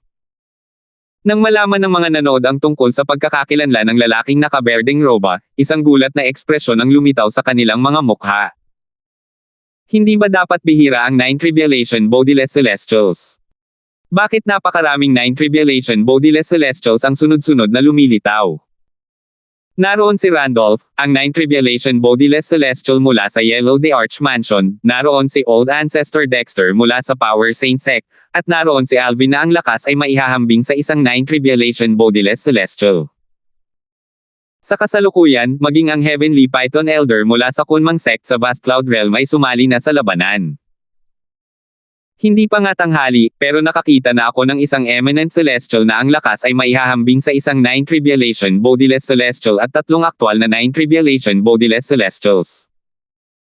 Hindi pa ako nakakita ng kahit isa sa buong buhay ko, pero ngayon mismo, 3 na ang nakilala ko. Sa sandaling ito, may malungkot na ekspresyon sa mukha ni Alvin. Pabuulong na sabi ni Nympha, ang elder na ito ng Heavenly Python ay nakatayo sa tabi ng matandang ninuno na si Dexter pagdating niya na parang magkakilala na sila. Huwag mong sabihing plano nilang magsanib puwersa. Malamang na malamang iyan. Kung hindi, hindi magiging ganoon katiwala ang matandang ninunong si Dexter na kaya niya tayong patayin lahat at agawin ang ating mga Celestial Supreme Treasures kahit nahayagang inamin niya na ang lakas niya ay kapantay lamang ni Alvin, nag-aalalang sabi ni Aidan. 200 na Tribulation Bodiless Celestials. Sina Irish, Tanya, at Brianna ay nagsimulang mag-alala rin sa sandaling ito. Hindi na mukhang kasing walang pakialam si Alvin gaya ng dati. Tiwala siyang makakaharap ang isang 9 Tribulation Bodiless Celestial, ngunit hindi siya sigurado tungkol sa 2 9 Tribulation Bodiless Celestial. Sa ilalim ng mapagmasid na tingin ng lahat, ang Heavenly Python Elder ng Kunmang Sect mula sa Vast Cloud Realm ay tumingin kay Old Ancestor Dexter at sinabing, "Kapatid na Dexter, napagkasunduan nating patayin si Alvin at ang kanyang mga kasama at ang kanilang Celestial Supreme Treasures ay hahatiin ng pantay sa atin. Gayunpaman, paano kung hindi natin ito may bahagi ng pantay sa atin? Sa palagay ko ay hindi pa natin napag-uusapan iyon." Nang marinig ang mga salita ng Heavenly Python Elder, tumango si Old Ancestor Dexter. Sa katunayan, hindi natin napag-usapan iyon. Pinag-isipan niya ito sandali bago niya tuluyang sinabi, paano naman ito? Kung mayroong karagdagang Celestial Supreme Treasure, magpapadala tayo ng isang disipulo mula sa ating kani-kanilang sekta at hahayaan silang maglaban. Ang mananalo ang makakakuha ng karagdagang Celestial Supreme Treasure. Parang tama naman yan. Tumango ang Heavenly Python Elder, sumasang-ayon sa mungkahi ng matandang ninunong si Dexter. Pareho silang nag-usap ng malakas na parang walang tao sa paligid. Nang marinig ang kanilang mga sinabi, napabulala si Nympha, oo nga. Nagtutulungan sila. Sa sandaling ito, maraming manunood ang nagsimulang mag-usap sa isa't isa. Hindi nakakapagtaka na ang matandang ninunong si Dexter ay may kumpiyansa na sa simula pa lang kahit inamin niyang ang kanyang lakas ay kapantay ni Alvin. Malinaw na ngayon na ang kanyang kumpiyansa ay nagmumula sa kanyang pakikipag-alyansa sa Heavenly Python Elder. Kahit ang isang tunay na Nine Tribulation Bodiless Celestial ay maaaring hindi makayanan ang dalawang Nine Tribulation Bodiless Celestial na nagsasama-sama, lalo na si Alvin na isa lamang Eminent Celestial na may lakas na maihahambing sa isang Nine Tribulation Bodiless Celestial. Sayang naman. Napakalakas at napakatalino ni Alvin, nakakalungkot na mamamatay siya ngayon. Kahit hindi siya mamatay, manghihina pa rin siya ng husto. Sino ang nakakaalam kung makakaakyat pa siya sa Devata Realm? Nakakalungkot talaga.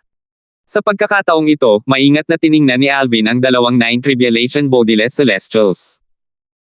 Mahina niyang tanong, sa palagay ko ay matagal na kayong nandito at nagtatago. Nang marinig ang mga salita ni Alvin, naninangkit ang mga mata ni matandang ninuno na si Dexter at sinabi sa isang mapanlinlang na magaan na tono, tama. Matagal na kaming nandito ng Heavenly Python Elder. Sa katunayan, nandito na kami bago ka pa man dumating. Nakita namin na pinatay mo ang pinakamalakas na 8 Tribulation Bodiless Celestial mula sa Moro Realm kaya alam naming ang lakas mo ay maihahambing sa isang 9 Tribulation Bodiless Celestial. Sa katunayan, gamit ang iyong Celestial Technique na kayang agawin ang Celestial Supreme Treasures, may posibilidad na ang isang 9 Tribulation Bodiless Celestial ay maaaring hindi kayang tapatan. Gayunpaman, kung ang isang 9 Tribulation Bodiless Celestial ay hindi sapat para harapin ka, paano naman ang dalawang 9 Tribulation Bodiless Celestial? Kumislap ang intensyong pumatay sa kanyang mga mata habang nakatingin siya kay Alvin na parang biktima. Kailangan kong sabihin na pareho kayong talagang matyaga sa paghihintay hanggang ngayon. Hindi inaasahan ni Alvin na dumating ng ganito kaga ang matandang ninuno na si Dexter at ang Heavenly Python Elder at nasaksihan nila ang lahat. Sinabi ng Heavenly Python Elder, plano naming magsanib puwersa kanina para harapin ang taong makakakuha ng mana mula sa isang Great Overarching Golden Celestial. Gayunpaman, nang dumating kayo, nagpasya kaming maghintay para maasikaso namin kayong dalawa. Gayunpaman, hindi namin inaasahan. Pinutol ni Alvin ang Heavenly Python Elder at sinabing, pero hindi mo inaasahan na makakakilala ako ng isa pang 9 Tribulation Bodiless Celestial, di ba? Oo nga. Hindi nagalit ang Heavenly Python Elder sa pagiging nagambala. Sa kanyang palagay, si Alvin ay isang patay na naglalakad. Walang saysay ang magalit sa isang patay na tao. Nagpatuloy si Alvin sa pagsasalita, sa makatuwid, hinintay mo muna silang umalis bago ka kumilos. Tiwala siya sa kanyang haka-haka. Napakatalino mo, sabi ng matandang ninuno na si Dexter habang kinukusot ang kanyang mga mata, sa kasamaang palad, gaano ka man katalino, mamamatay ka rito ngayon. Kung gusto mong humanap ng sisihin mo na lang ang katotohanan na ikaw at ang iyong mga kasama ay nagtataglay ng napakaraming Celestial Supreme Treasures. Nakita ni Alvin ang kasakiman sa mga mata ng matandang ninunong si Dexter. Nagtanong siya, nako curious talaga ako. Bakit mo ako at ang mga kasama ko ang pinili mo sa halip na ang taong nakakuha ng mana mula sa isang Great Overarching Golden Celestial? Dahil ba ito sa 9 Tribulation Bodiless Celestial na kasama niya? Hindi naman sa hinangad niyang sinundan ng 2 taong ito si Lizardo at ang mga kasama niya, kundi sadyang mausisa lang siya. Magandang tanong iyan. Sabi ng Heavenly Python Elder, pinili ka namin dahil sa palagay namin ay mas marami kang Celestial Supreme Treasures. Bukod dito, kahit nakamangha-mangha ang mana mula sa isang Great Overarching Golden Celestial, wala kaming magagawa para makuha ito. 2,475. Bukod pa rito, ang Nine Tribulation mula sa Yellow the Arch Mansion ay hindi dumating ng mag-isa. Ayon sa impormasyong aming nakuha, mayroon ding isa pang Nine Tribulation Bodiless Celestial. Sila ay kambal. Bagamat malawak ang Beyond Heaven Secret Zone, sa kanilang lakas, makakaramdam sila sa isa't isa. Kahit na magsanib puwersa tayong dalawa, matatagalan pa bago natin siya matalo. Kung dumating ang kanyang kakambal bago natin siya harapin, malalagay tayo sa isang hindi magandang posisyon. Matapat ang Heavenly Python Elder at isiniwalat ang dahilan kung bakit niya at ng matandang ninuno na si Dexter pinili si Alvin at ang kanyang mga kasama. Nakatitig si matandang ninunong Dexter kay Alvin. Nang may kasakiman sa kanyang mukha habang sinasabi, dahil dyan, hindi na mahirap para sa amin na piliin ka. Kaya akala ninyong dalawa ay mas madali akong targetin. Pinaikit ni Alvin ang kanyang mga mata na malamig na kumikislap. Masasabi mo naman na.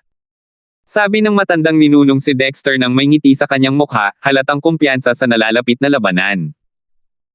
Habang nagiging tensyonado ang kapaligiran, nagbulungan ang mga nanood sa isa't isa. Mukhang mamamatay na si Alvin ngayon.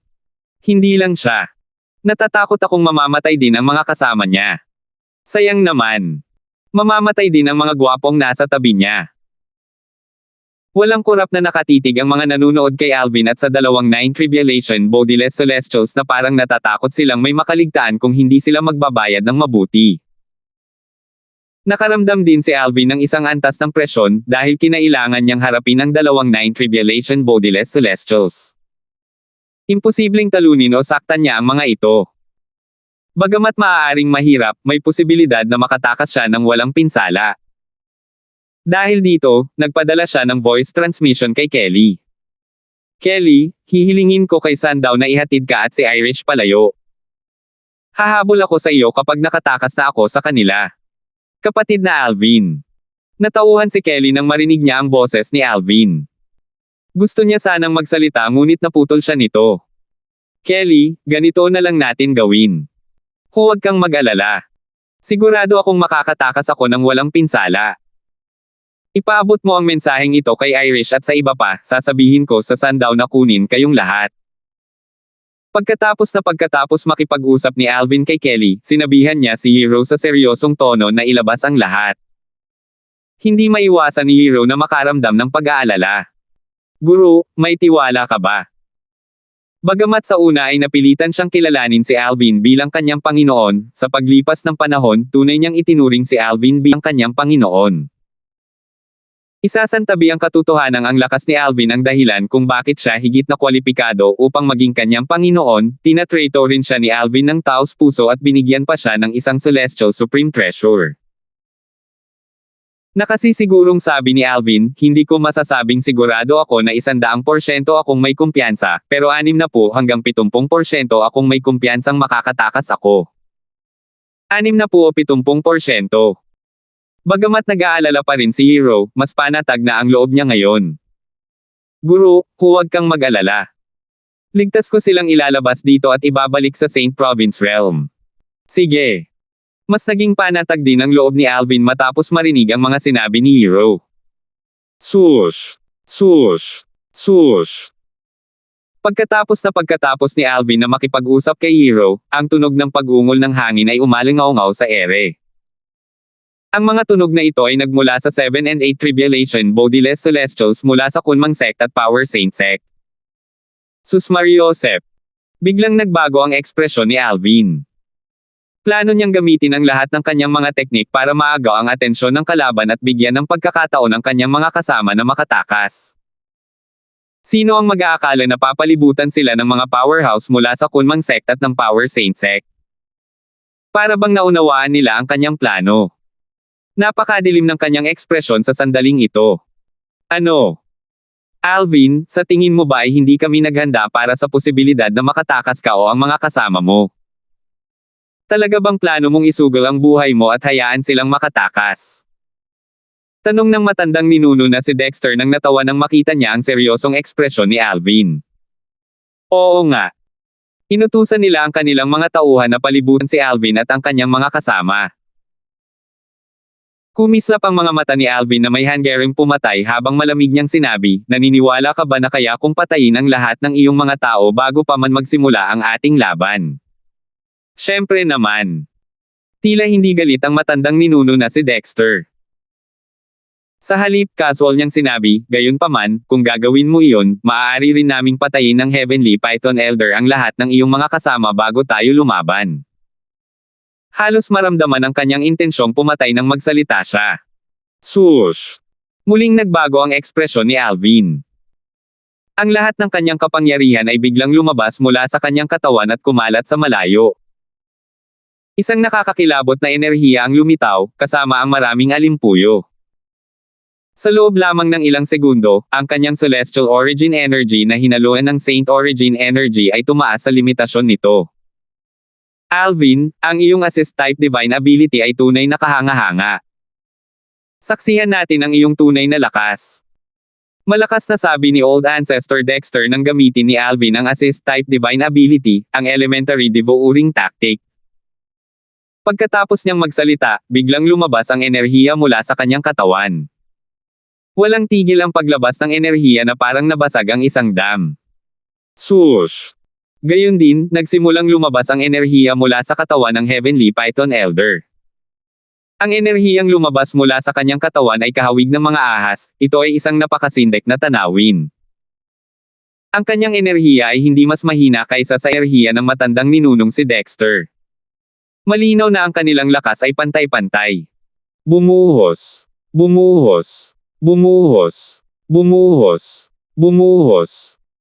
Umalangaw-ngaw sa hangin ang mga tunog ng pagsabog, niyanig ang kawalan. Isang bagzo ng hangin ang marahas na umihip sa lahat ng naroon sa pinangyarihan. Ito ba ang kapangyarihan ng isang Nine Tribulation Bodiless Celestials? Maraming tao ang nagulat sa pagpapakita ng kapangyarihan. Hindi pa nga kumikilos ang dalawang Nine Tribulation Bodiless Celestials, sadyang napakalakas na ng kanilang mga enerhiya. Isang malamyos na boses ang biglang umalangaw-ngaw sa hangin. Kapatid na Alvin. Tila may taglay na mahika ang boses habang nanginginig ito sa pandinig ng lahat. Nagulat ang lahat. Tila natabunan ng malamyos na boses ang lahat ng ingay sa paligid. Anong klaseng panlilinlang ito? Naguluhan ang lahat. Hindi nagtagal at natuklasan nilang ang boses ay pag-aari ng isang magandang binibini. Walang kapantay ang kanyang kagandahan. Dahil sa kanyang presensya, nawalan ng kulay ang lahat ng magagandang bulaklak sa paligid. Sa sandaling ito, matamang nakatitig siya kay Alvin. Base sa kanyang tingin, malinaw na ito lang ang tanging nakikita niya sa mundong ito. Maraming lalaki ang naiinggit kay Alvin nang makita nila ito. Bigla na lang, muling nagsalita si Kelly, iwan mo sila sa akin. Gusto kong makita kung paano nila tayo papatayin lahat. Kelly. Natigilan si Alvin. Habang gulat na nakatingin kay Kelly. Hindi niya inaasahan na magsasalita ito sa sandaling ito at hihilingin sa kanya na iwan sa kanya ang dalawang Nine Tribulation Bodiless Celestials. Sa sandaling ito, mukhang handa na si Kelly na harapin ang dalawang Nine Tribulation Bodiless Celestials ng mag-isa. Nang makabawi si Alvin sa kanyang katinoan, gusto niyang sabihin kay Kelly na huwag kumilos ng padalos-dalos dahil inakala niyang hindi nito alam ang kanilang tunay na lakas. Gayunpaman, huli na ang lahat. Swoosh! Sa isang kisap mata lang, nawala si Kelly sa paningin ng lahat. 2,476. Paano ito nangyari? Nakaawang ang bibig ni Alvin habang pinapanood niyang mawala si Kelly sa harap niya. Kahit ang isang Nine Tribulation Bodiless Celestial sa kanyang buong bilis ay hindi maaaring mawala sa harap niya nang hindi nag-iiwan ng bakas. Swoosh! Swoosh! Isang magandang figure ang muling lumitaw at nagpakita malapit sa matandang ninuno na si Dexter at sa Heavenly Python Elder. Hindi nagtagal at nakilala ng lahat ang taong kakalabas lang. Ito nga ang dalagang nakaagaw ng kanilang atensyon kanina gamit ang malamyos na boses. Sa sandaling ito, parang nanlalabo ang mga mata ng lahat ng 8 Tribulation Bodiless Celestial. Natuklasan nila na napakabilis ng dalaga kaya hindi nila mahuli ang kanyang mga galaw. Paano ito posible? Ang bilis naman. Maging ang matandang ninuno na si Dexter at ang Heavenly Python Elder ay nakatitig sa kanya na parang nakakita ng multo. Tutal, ang kanyang bilis ay nagpapatunay na ang kanyang lakas ay posibleng kapantay ng isang 9 Tribulation Bodiless Celestial. Masama ito. Dali-daling inilabas ni na matandang ninuno Dexter at ng Heavenly Python Elder ang kanilang mga Celestial Supreme Treasures nang makita nilang ginalaw ng dalaga ang kanyang eleganteng mga kamay. Alam nilang gagawa na ito ng aksyon. Makakaramdam lamang sila ng kapanatagan kung hawak nila ang kanilang mga Celestial Supreme Treasure sa ganitong oras. Noong una, hindi plano ni na matandang ninuno Dexter at ng Heavenly Python Elder na gamitin ang kanilang Celestial Supreme Treasures maliban na lang kung talagang kinakailangan. Tutal, ayaw nilang bigyan si Alvin ng pagkakataong nakawin ang mga ito gamit ang kanyang Celestial Technique. Bibigyan lamang nila ng kalamangan si Alvin kung kukunin nila ang kanilang Celestial Supreme Treasures. Gayunpaman, ang babaeng nagmukhang multo sa harap nila ay nagdala ng pressure at pakiramdam ng panganib na naging dahilan para makalimutan nila ang lahat at likas na ilabas ang kanilang Celestial Supreme Treasures. Malamig na tiningnan ni Kelly ang 9 Tribulation Bodiless Celestials habang sinasabi niya sa malamig na boses, "Hindi ako makikipag-away kung pagbabantaan mo lang akong papatayin.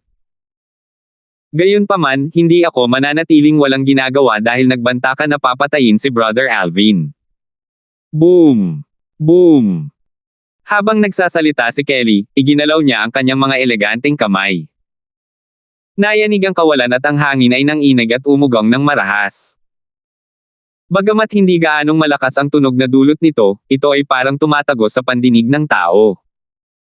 Di nagtagal, muling iginalaw niya ang kanyang mga kamay at isang nakasisilaw na liwanag ang lumitaw mula sa kung saan. Hindi. Dalawang malakas na sigaw ang sabay na umalangaw-ngaw sa sandaling lumitaw ang nakasisilaw na liwanag. Lahat ay natakot habang nanunood. Nakikita nilang ang dalawang sigaw ay mula sa matandang ninunong si Dexter at sa matandang sawa ng langit. Anong klaseng kapangyarihan ito? Nabigla si Alvin. Nang tuluyang mawala ang nakasisilaw na liwanag, sa wakas ay nakita niya si Kelly. Kung saan orihinal na may 3 figure na nakatayo, isa na lamang ang natira. Ang natitirang figure ay pag-aari ng kanyang asawang si Kelly. Kung tungkol naman sa dalawang 9 Tribulation Bodiless Celestials, nawala na sila ng walang bakas. Dalawang Celestial Supreme Treasures ang makikita kung saan nakatayo ang dalawang 9 Tribulation Bodiless Celestials kanina. Swoosh! Ikinumpas ni Kelly ang kanyang kamay at ang dalawang Celestial Supreme Treasures ay tila may sariling isip habang lumilipad ang mga ito papunta sa kanya. Matapos makuha ang Celestial Supreme Treasures, tahimik niyang itinago ang mga ito. Ang mga Celestial na walang katawan sa 7 at 8 kapigatian ay nakabawi na sa kanilang katinoan at takot na nakatingin sila kay Kelly na parang nakatingin sa isang nakakatakot na halimaw. Kung hindi nila ito masasaksihan ng sarili nilang mga mata, mahihirapan silang paniwalaan ito. Namatay ba ang dalawang 9 Tribulation Bodiless Celestials? Mga langit. Totoo ba ito? Ang dalawang 9 Tribulation Bodiless Celestials na gumamit ng kanilang Celestial Supreme Treasures ay napatay sa isang kisap mata lang. Bukod pa rito, ginalaw lang niya ang kanyang mga kamay. Sa sandaling ito, makikita ang ilang eminent Celestial mula sa Kunmang Sect at Power Saint Sect na may hawak na mga basag na soul pearls habang sabay-sabay silang sumisigaw. Matandang ninuno. Matandang ninuno. Ito ang perlas ng kaluluwa ng matandang ninuno. Patay na ang matandang ninuno. Dati, umaasa pa rin ang mga taong ito na hindi mamamatay ang dalawang 9 Tribulation Bodiless Celestials. Marahil, nakatakas na sila kanina. Marahil ay wala silang oras para dalhin ang kanilang Celestial Supreme Treasures. Gayunpaman, ang kanilang huling pag-asa ay nawasak habang nakatitig sila sa mga naduraj na soul pearls. Walang dadang pinatay ng baliw na binibining ito ang kanilang mga ninuno. Nakakatakot ito. Sino siya? Paano niya napatay ng ganoon kadali ang dalawang 9 Tribulation Bodiless Celestials? Hindi lang iyon, kundi hawak din ng dalawang 9 Tribulation Bodiless Celestials ang kanilang Celestial Supreme Treasures. Sa sandaling ito, malinaw na makikita sa mukha ni Nympha ang gulat at kawalan ng paniniwala. Sister Kelly. Bagamat alam niyang lumakas na si Kelly bago pa man siya pumasok sa Beyond Heaven Secret Zone, hindi niya inaasahan na magiging ganito kalakas si Kelly. Nang marinig niya si Irish at ang iba pa na pinag-uusapan ang lakas ni Kelly, alam niyang pambihira ang lakas ni Kelly, at gayunpaman, hindi niya inaasahan ito. Inilipat niya ang kanyang mga mata kay Alvin habang iniisip niya ang sarili, ibig sabihin ba nito ay mas malakas siya kaysa kay Brother Alvin? Si Alvin na nakatayo sa malayo ay nahihirapan pa ring paniwalaan ang nangyari. Siya ba talaga si Kelly? Pakiramdam niya ang taong ito na dating pamilyar ay naging dayuhan at hindi pamilyar sa kanya. Para bang ito ang unang beses niya itong nakita.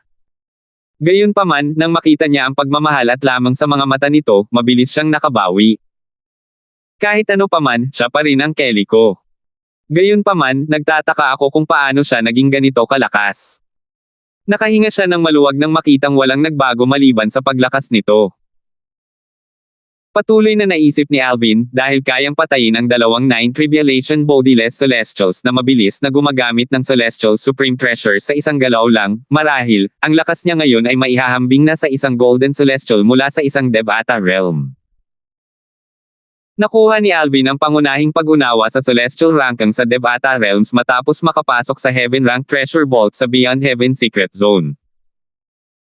Kapag ang mga ordinaryong Celestial, o Eminent Celestials, ay umakyat sa Devata Realm, tatawagin silang Heaven Celestials. Ang lakas ng Heaven Celestials ay mas malakas kaysa sa 3 Tribulation Bodiless Celestials sa mga Mundane Realms. Sa itaas ng Heaven Celestials ay ang mga Golden Celestials. Hindi na kailangang sabihin, ang Great Overarching Golden Celestials ay mas mataas kaysa sa Golden Celestials. Para madaling mapatay ni Kelly ang dalawang 9 Tribulation Bodiless Celestials, ang kanyang lakas ay kailangang maihahambing sa isang Golden Celestial.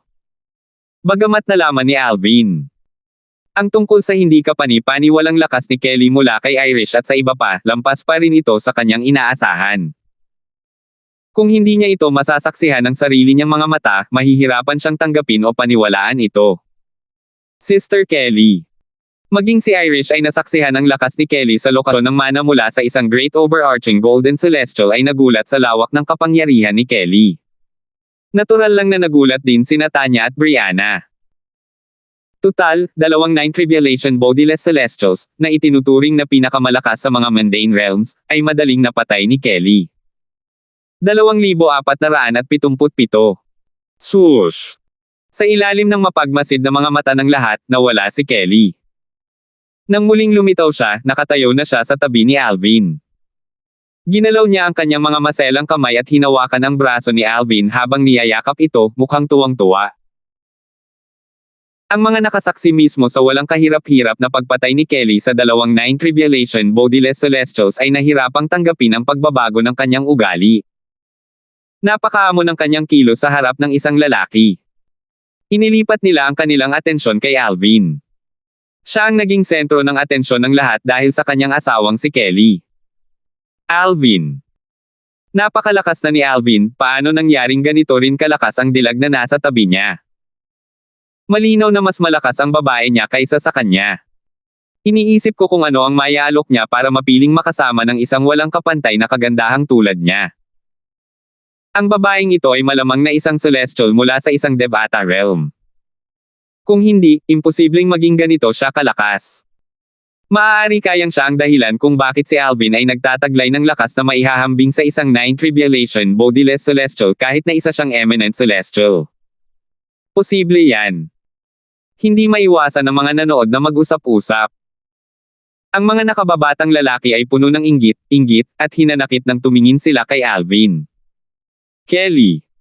Alam ni Alvin na si Kelly pa rin ang dating taong kilala niya kahit na ang lakas nito ay bumuti ng husto. Kapatid na Alvin. Sumandal si Kelly sa balikat ni Alvin.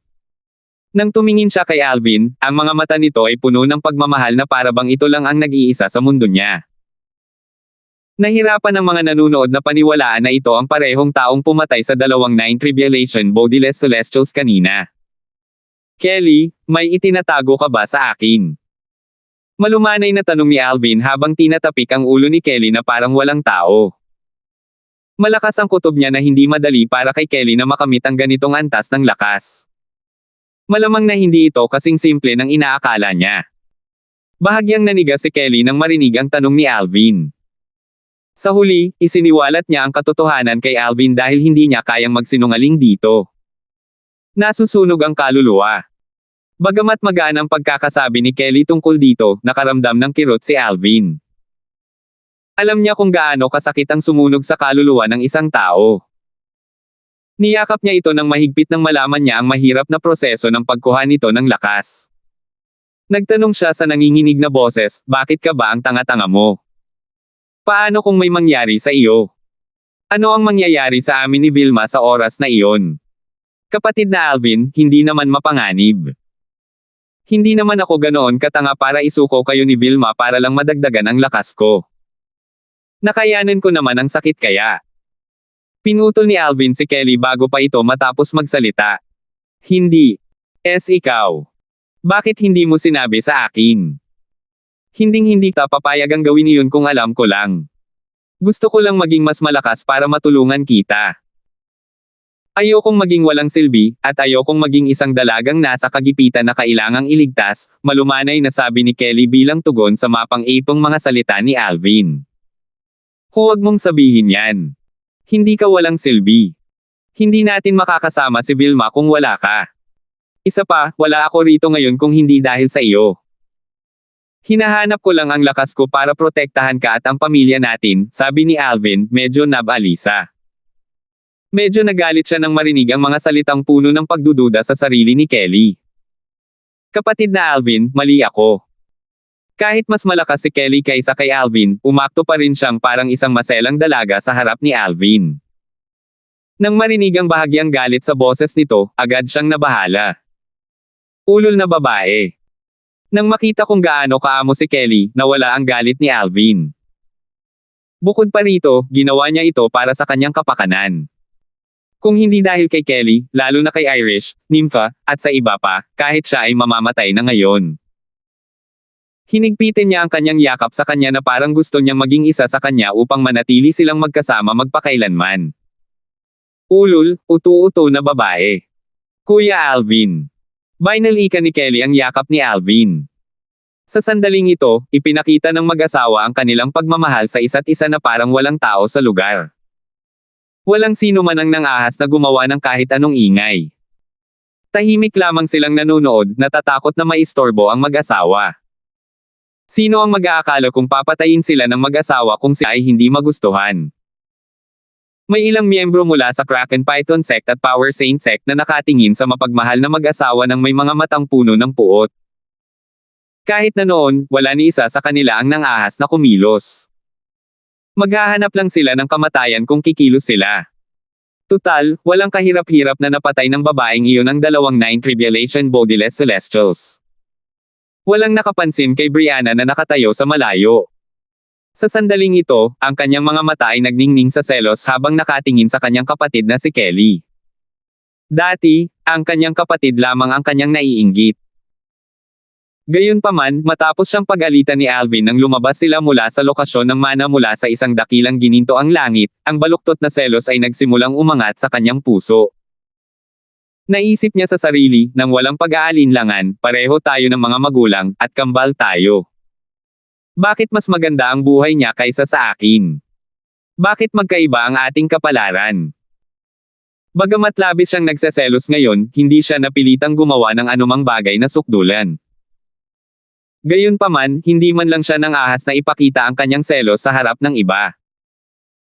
Pagkaraan ng ilang sandali, sa wakas ay nagsalita si Nympha, kapatid na Alvin, Sister Kelly, ito ay. Nandito pa rin tayo. Higit sa lahat, maaari ko bang maibalik si Sister Kelly ngayon, Brother Alvin? Pagkasabi ni Nympha, si Kelly na walang kamalay-malay kanina ay namula. Pagkatapos, nahihiyang kumawala siya sa mga bisig ni Alvin. Medyo ayaw ni Alvin na pakawalan si Kelly mula sa kanyang mga bisig. Pabiro niyang sinabi, Nympha, gusto mo bang tanungin si Kelly tungkol sa paraan na ginamit niya para mabilis na mapalakas ang kanyang lakas, di ba? Alam niyang masyado siyang nadala sa sandaling iyon at hindi namamalayang nagtanghal siya para mapanood ng lahat. Napatawa si Nympha sa kahihiyan ng ibunyag ni Alvin ang kanyang iniisip. Nahiya si Kelly nang maramdaman niya ang mga tingin ni na Irish, Tanya, at Brianna. Mabilis siyang umalis sa tabi ni Alvin at lumapit kay Nympha. Dahil tinatrato ni Alvin si Nympha na parang nakababata nitong kapatid, ganoon din ang ginawa niya rito. Hindi niya maiwasang mamula. Wala siyang pakialam sa opinyon ng mga nanunood, pero kilala niya ang mga taong ito. Si Alvin, na nakakaramdam din ng pagkailang sa titig ng lahat, ay mabilis na nagsabi, "Sige, umalis na tayo." Sa ilalim ng mapagmasid na mga mata ng lahat, umalis si Alvin at ang kanyang mga kasama. Nakahinga ng maluwag ang mga tao mula sa Kunmang Sect at Power Saint Sect nang makita nila ito. Tutal, nag-aalala sila na baka patayin sila ni Alvin dahil sa ginawa ng kanilang mga ninuno. Gayunpaman, tila masyado silang nag-iisip. Hindi ako makapaniwala na nakakita ako ng isang cultivator na mas malakas pa sa isang 9 Tribulation Bodiless Celestial sa Beyond Heaven Secret Zone. Base sa kanyang lakas, isa siyang tunay na Celestial.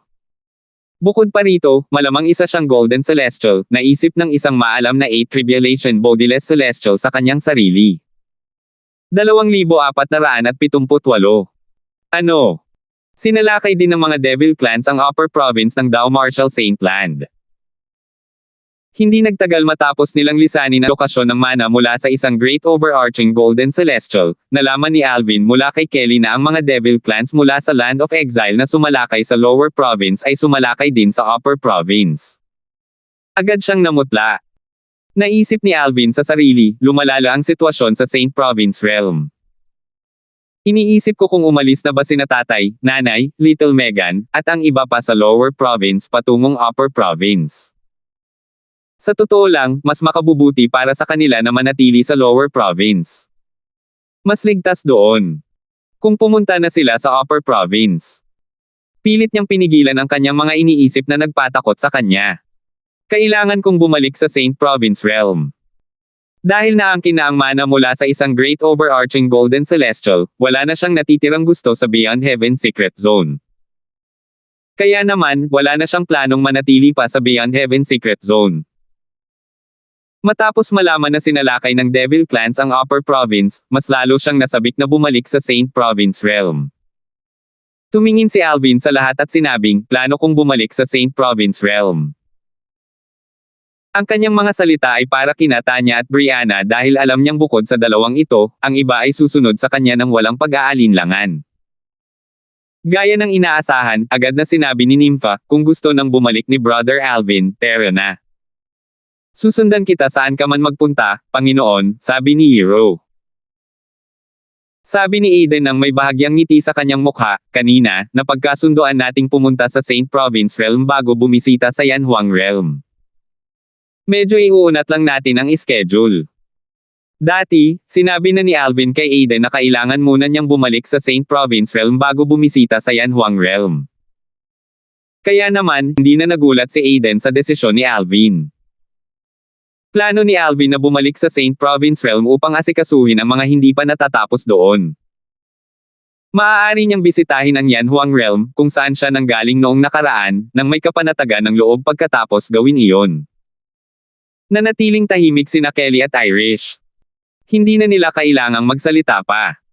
Pupunta sila kahit saan magpunta si Alvin. Tumingin si Tanya kay Kelly at sinabing, sige, bumalik na tayo. Tutal, natulungan na ako ng aking nakatatandang hipag na makakuha ng isang Celestial Supreme Treasure. Nang sila ay nasa lokasyon ng mana mula sa isang dakilang pangkalahatang ginintoang Celestial, nakakuha si Tanya ng isang Celestial Supreme Treasure na talagang angkop para sa kanya sa tulong ni Kelly. Kaya naman, labis siyang nasiyahan. Bumalik na tayo, maikli at paos na sabi ni Brianna. Dahil walang nakitang pagtutol, dinala ni Alvin ang lahat sa pasukan at labasan ng Saint Province Realm sa Beyond Heaven Secret Zone. Kung ganoon, babalik na tayo ngayon. Dahil medyo malaki ang kanilang grupo, hindi maiiwasan na makuha nila ang atensyon ng mga tao. May ilang mga hanggal na nagbabalak na subukan ang kanilang swerte sa pamamagitan ng pagtatangkang pagnakawan sila. Masasabing ang mga taong ito ay lubhang malas. Hindi nila alam na ang mga taong balak nilang salakayin ay ang pinakamalakas na grupo ng mga tao sa buong Beyond Heaven Secret Zone. Bukod sa pagkakaroon ng isang taong ang lakas ay maihahambing sa isang 9 Tribulation Bodiless Celestial, mayroon din silang isang taong ang lakas ay maihahambing sa isang Golden Celestial sa Devata Realms. Sa mga grupong ito ng mga malas na tao, ang ilan sa kanila ay nakakuha ng Celestial Supreme Treasure sa Beyond Heaven Secret Zone. Dahil dito, si Alvin at ang kanyang mga kasama ay nakakuha ng mas marami pang Celestial Supreme Treasures. Ito ay hindi inaasahan, ngunit hindi naman ito hindi ka nais-nais. Nandito na tayo. Matapos ang ilang sandali ng paglalakbay, sa wakas ay narating na nina Alvin at ng kanyang mga kasama ang pasukan at labasan ng Saint Province Realm sa Beyond Heaven Secret Zone. Katulad noong pumasok sila, ang labasan ay isang itim na butas sa hangin na tila kayang lumunin ang lahat. Umuwi na tayo. Tawag ni Alvin sa iba bago niya hinawakan ang kamay ni Kelly. Nanguna siya para lumapit sa black hole nang biglang may umalangaw-ngaw na komosayon sa hangin. Swoosh! Dalawang magkakaibang tunog ng hanging humahampas sa hangin ang malakas na umalangaw-ngaw. Malinaw na patungo ito sa kanilang direksyon. Agad na huminto sina Alvin at Kelly at tumingin sa direksyon ng ingay. Hindi nagtagal at lumingon din sina Irish, Nympha, at ang iba pa. Sa di kalayuan, natanaw nila ang dalawang magulo ang katawan na papunta sa kanila sa napakabilis na bilis. Tila nagmamadali sila. Ang kanilang bilis ay maihahambing sa isang eminent celestial. Chad. Renz. Tinaasan ni Alvin ang isang kilay habang nagliliwanag ang mga mata ni Kelly. Pareho silang unang nakakilala sa dalawang figure na papunta sa kanila. Ang mga magulo ang ayos ng katawan ay walang iba kundi ang kasalukuyang mga kahalili ng Didymus progeny, ang Sixth Absolute ng Seven Absolute Sect. Sa sandaling ito, tila pareho silang tumatakbo para sa kanilang buhay batay sa kanilang pagmamadali. Ganito sila kagaling. Ano ang kanilang naranasan sa Beyond Heaven Secret Zone? Nagulat si Alvin sa pagbuti ng kambal na Nangang. Nakalimutan pa niya ang kanilang magulo na kalagayan. Sa sandaling ito, itinuro ni Kelly kay Alvin, ang kanilang mga bote ay mga Celestial Supreme Treasures. Mga kataas-taasang kayamanan sa langit. Nang marinig ito, lumingon si Alvin upang tingnan ang mga bote sa paa ng kambal na Nangang. Agad niyang naramdaman kung gaano kahanga-hanga ang mga bota. Tunay nga, ang mga ito ay mga kataas-taasang kayamanan sa langit. Ang mga batang suot ni Chad ay binordahan ng mga malabuhay na banal na dragon habang ang mga bote ni Renz ay binordahan din ng mga malabuhay na phoenix. Maya-maya, napasigaw si Hero, si Chad at si Renz. Chad at Renz. Sa sandaling ito, sa wakas ay nakilala na nina Irish, Nympha, at ng iba pa ang dalawang figure sa di kalayuan. Pareho silang buhay. Nakahinga ng maluwag si Nympha nang makita niyang buhay at maayos ang kambal na si Nangang. Matapos ang ilang taon sa Beyond Heaven Secret Zone, alam niya kung gaano kadelikado ang lugar na ito. Tiyak na mahirap din ito para sa kambal na si Nangang. Bukod pa rito, pareho silang mas mahina kaysa sa kanya. Ang bilis nila ay napakabilis. Hindi nagtagal at napansin ni Nympha at ng iba pa ang bilis ng kambal na Nangang. Napakabilis ng kanilang bilis kaya nahirapan silang mahuli ang kanilang mga galaw kahit na ang kanilang mga cultivation base ay nasa ika-8 at ika-9 na anyo ng Saint Celestial Stage. Paliwanag ni Hero, ang kanilang kasalukuyang bilis ay katumbas ng isang ordinaryong Eminent Celestial. Katumbas ng isang Eminent Celestial. Nabigla sina Nympha at ang iba pa nang marinig nila ang mga salita ni Hero kahit na hindi naman nila ito pinagdududahan. Paano nangyari iyon? Sigaw ni Nympha, pareho silang nasa ika-7 anyo pa lamang ng Saint Celestial Stage nang pumasok sila sa Beyond Heaven Secret Zone. Paano sila nakakagalaw ng ganito kabilis? Iyon. Hindi rin ako sigurado. Pinalawak ni Hero ang kanyang banal na kamalayan at mabilis na natuklasan na ang mga cultivation base ng kambal na Nangang ay nasa ika-7 anyo pa rin ng Saint Celestial Stage. Hindi niya maiwasang magduda sa sarili. Sinuri ko gamit ang aking banal na kamalayan, malinaw na nasa ika-7 anyo pa rin sila ng Saint Celestial Stage. Ang kanilang bilis ay maihahambing sa isang Eminent Celestial kahit na nasa ika-7 anyo pa rin sila ng Saint Celestial Stage. Naguluhan sina Nympha at ang iba pa. Pareho silang may uri ng Celestial Supreme Treasure na parang galaw. Umalangaw-ngaw ang boses ni Alvin, dahilan para sabay-sabay na lumingon ang lahat sa kanya. Sa sandaling ito, sa wakas ay nauna nang dumating ang kambal na Nangang sa kanila. Alvin. Nandito ba kayong lahat? Nagulat ang kambal na Nangang nang makita si Alvin at ang iba pa. Hindi nila ito inaasahan. Bakit ka nagmamadali? Wala akong nakikitang humahabol sa iyo. Naguguluhan na tiningnan ni Alvin ang kambal na si Nangong. Nang marinig ang mga salita ni Alvin, nanginag sa takot ang kambal na Nangong at biglang nagbago ang kanilang mga ekspresyon. Nagmamadali silang nagsabi, Alvin. Bilisan mo. Bumalik na tayo sa Saint Province Realm. Mabilis silang lumapit sa black hole, halatang sabik ng bumalik sa Saint Province Realm. Agad na hinaranggan ni na Alvin at Kelly ang kanilang daan. Nakakunot ang noo na tanong ni Alvin, anong nangyayari? Nagmamadaling sinabi ni Renz, Alvin, mag-usap tayo kapag nasa Saint Province Realm na tayo. Kung hindi tayo aalis ngayon, mahuhuli na ang lahat. Bagamat nanatiling tahimik si Chad at hindi nawala ang kanyang kahinahunan tulad ni Renz, makikita pa rin ang bahid ng pagkabalisa sa kanyang mukha na para bang may nakatagpo silang isang bagay na talagang nakakatakot. Swoosh! Sa sandaling matapos magsalita si Renz, isang makapangyarihang banal na kamalayan mula sa malayo ang bumalot sa buong lugar sa isang kisap mata lamang. Kasabay nito, nawala ng kulay ang mga mukha ng kambal na Nangong. Nakatakdang mapahamak tayo. Salamat po at sinamahan ninyo ako, ingat lagi mga master.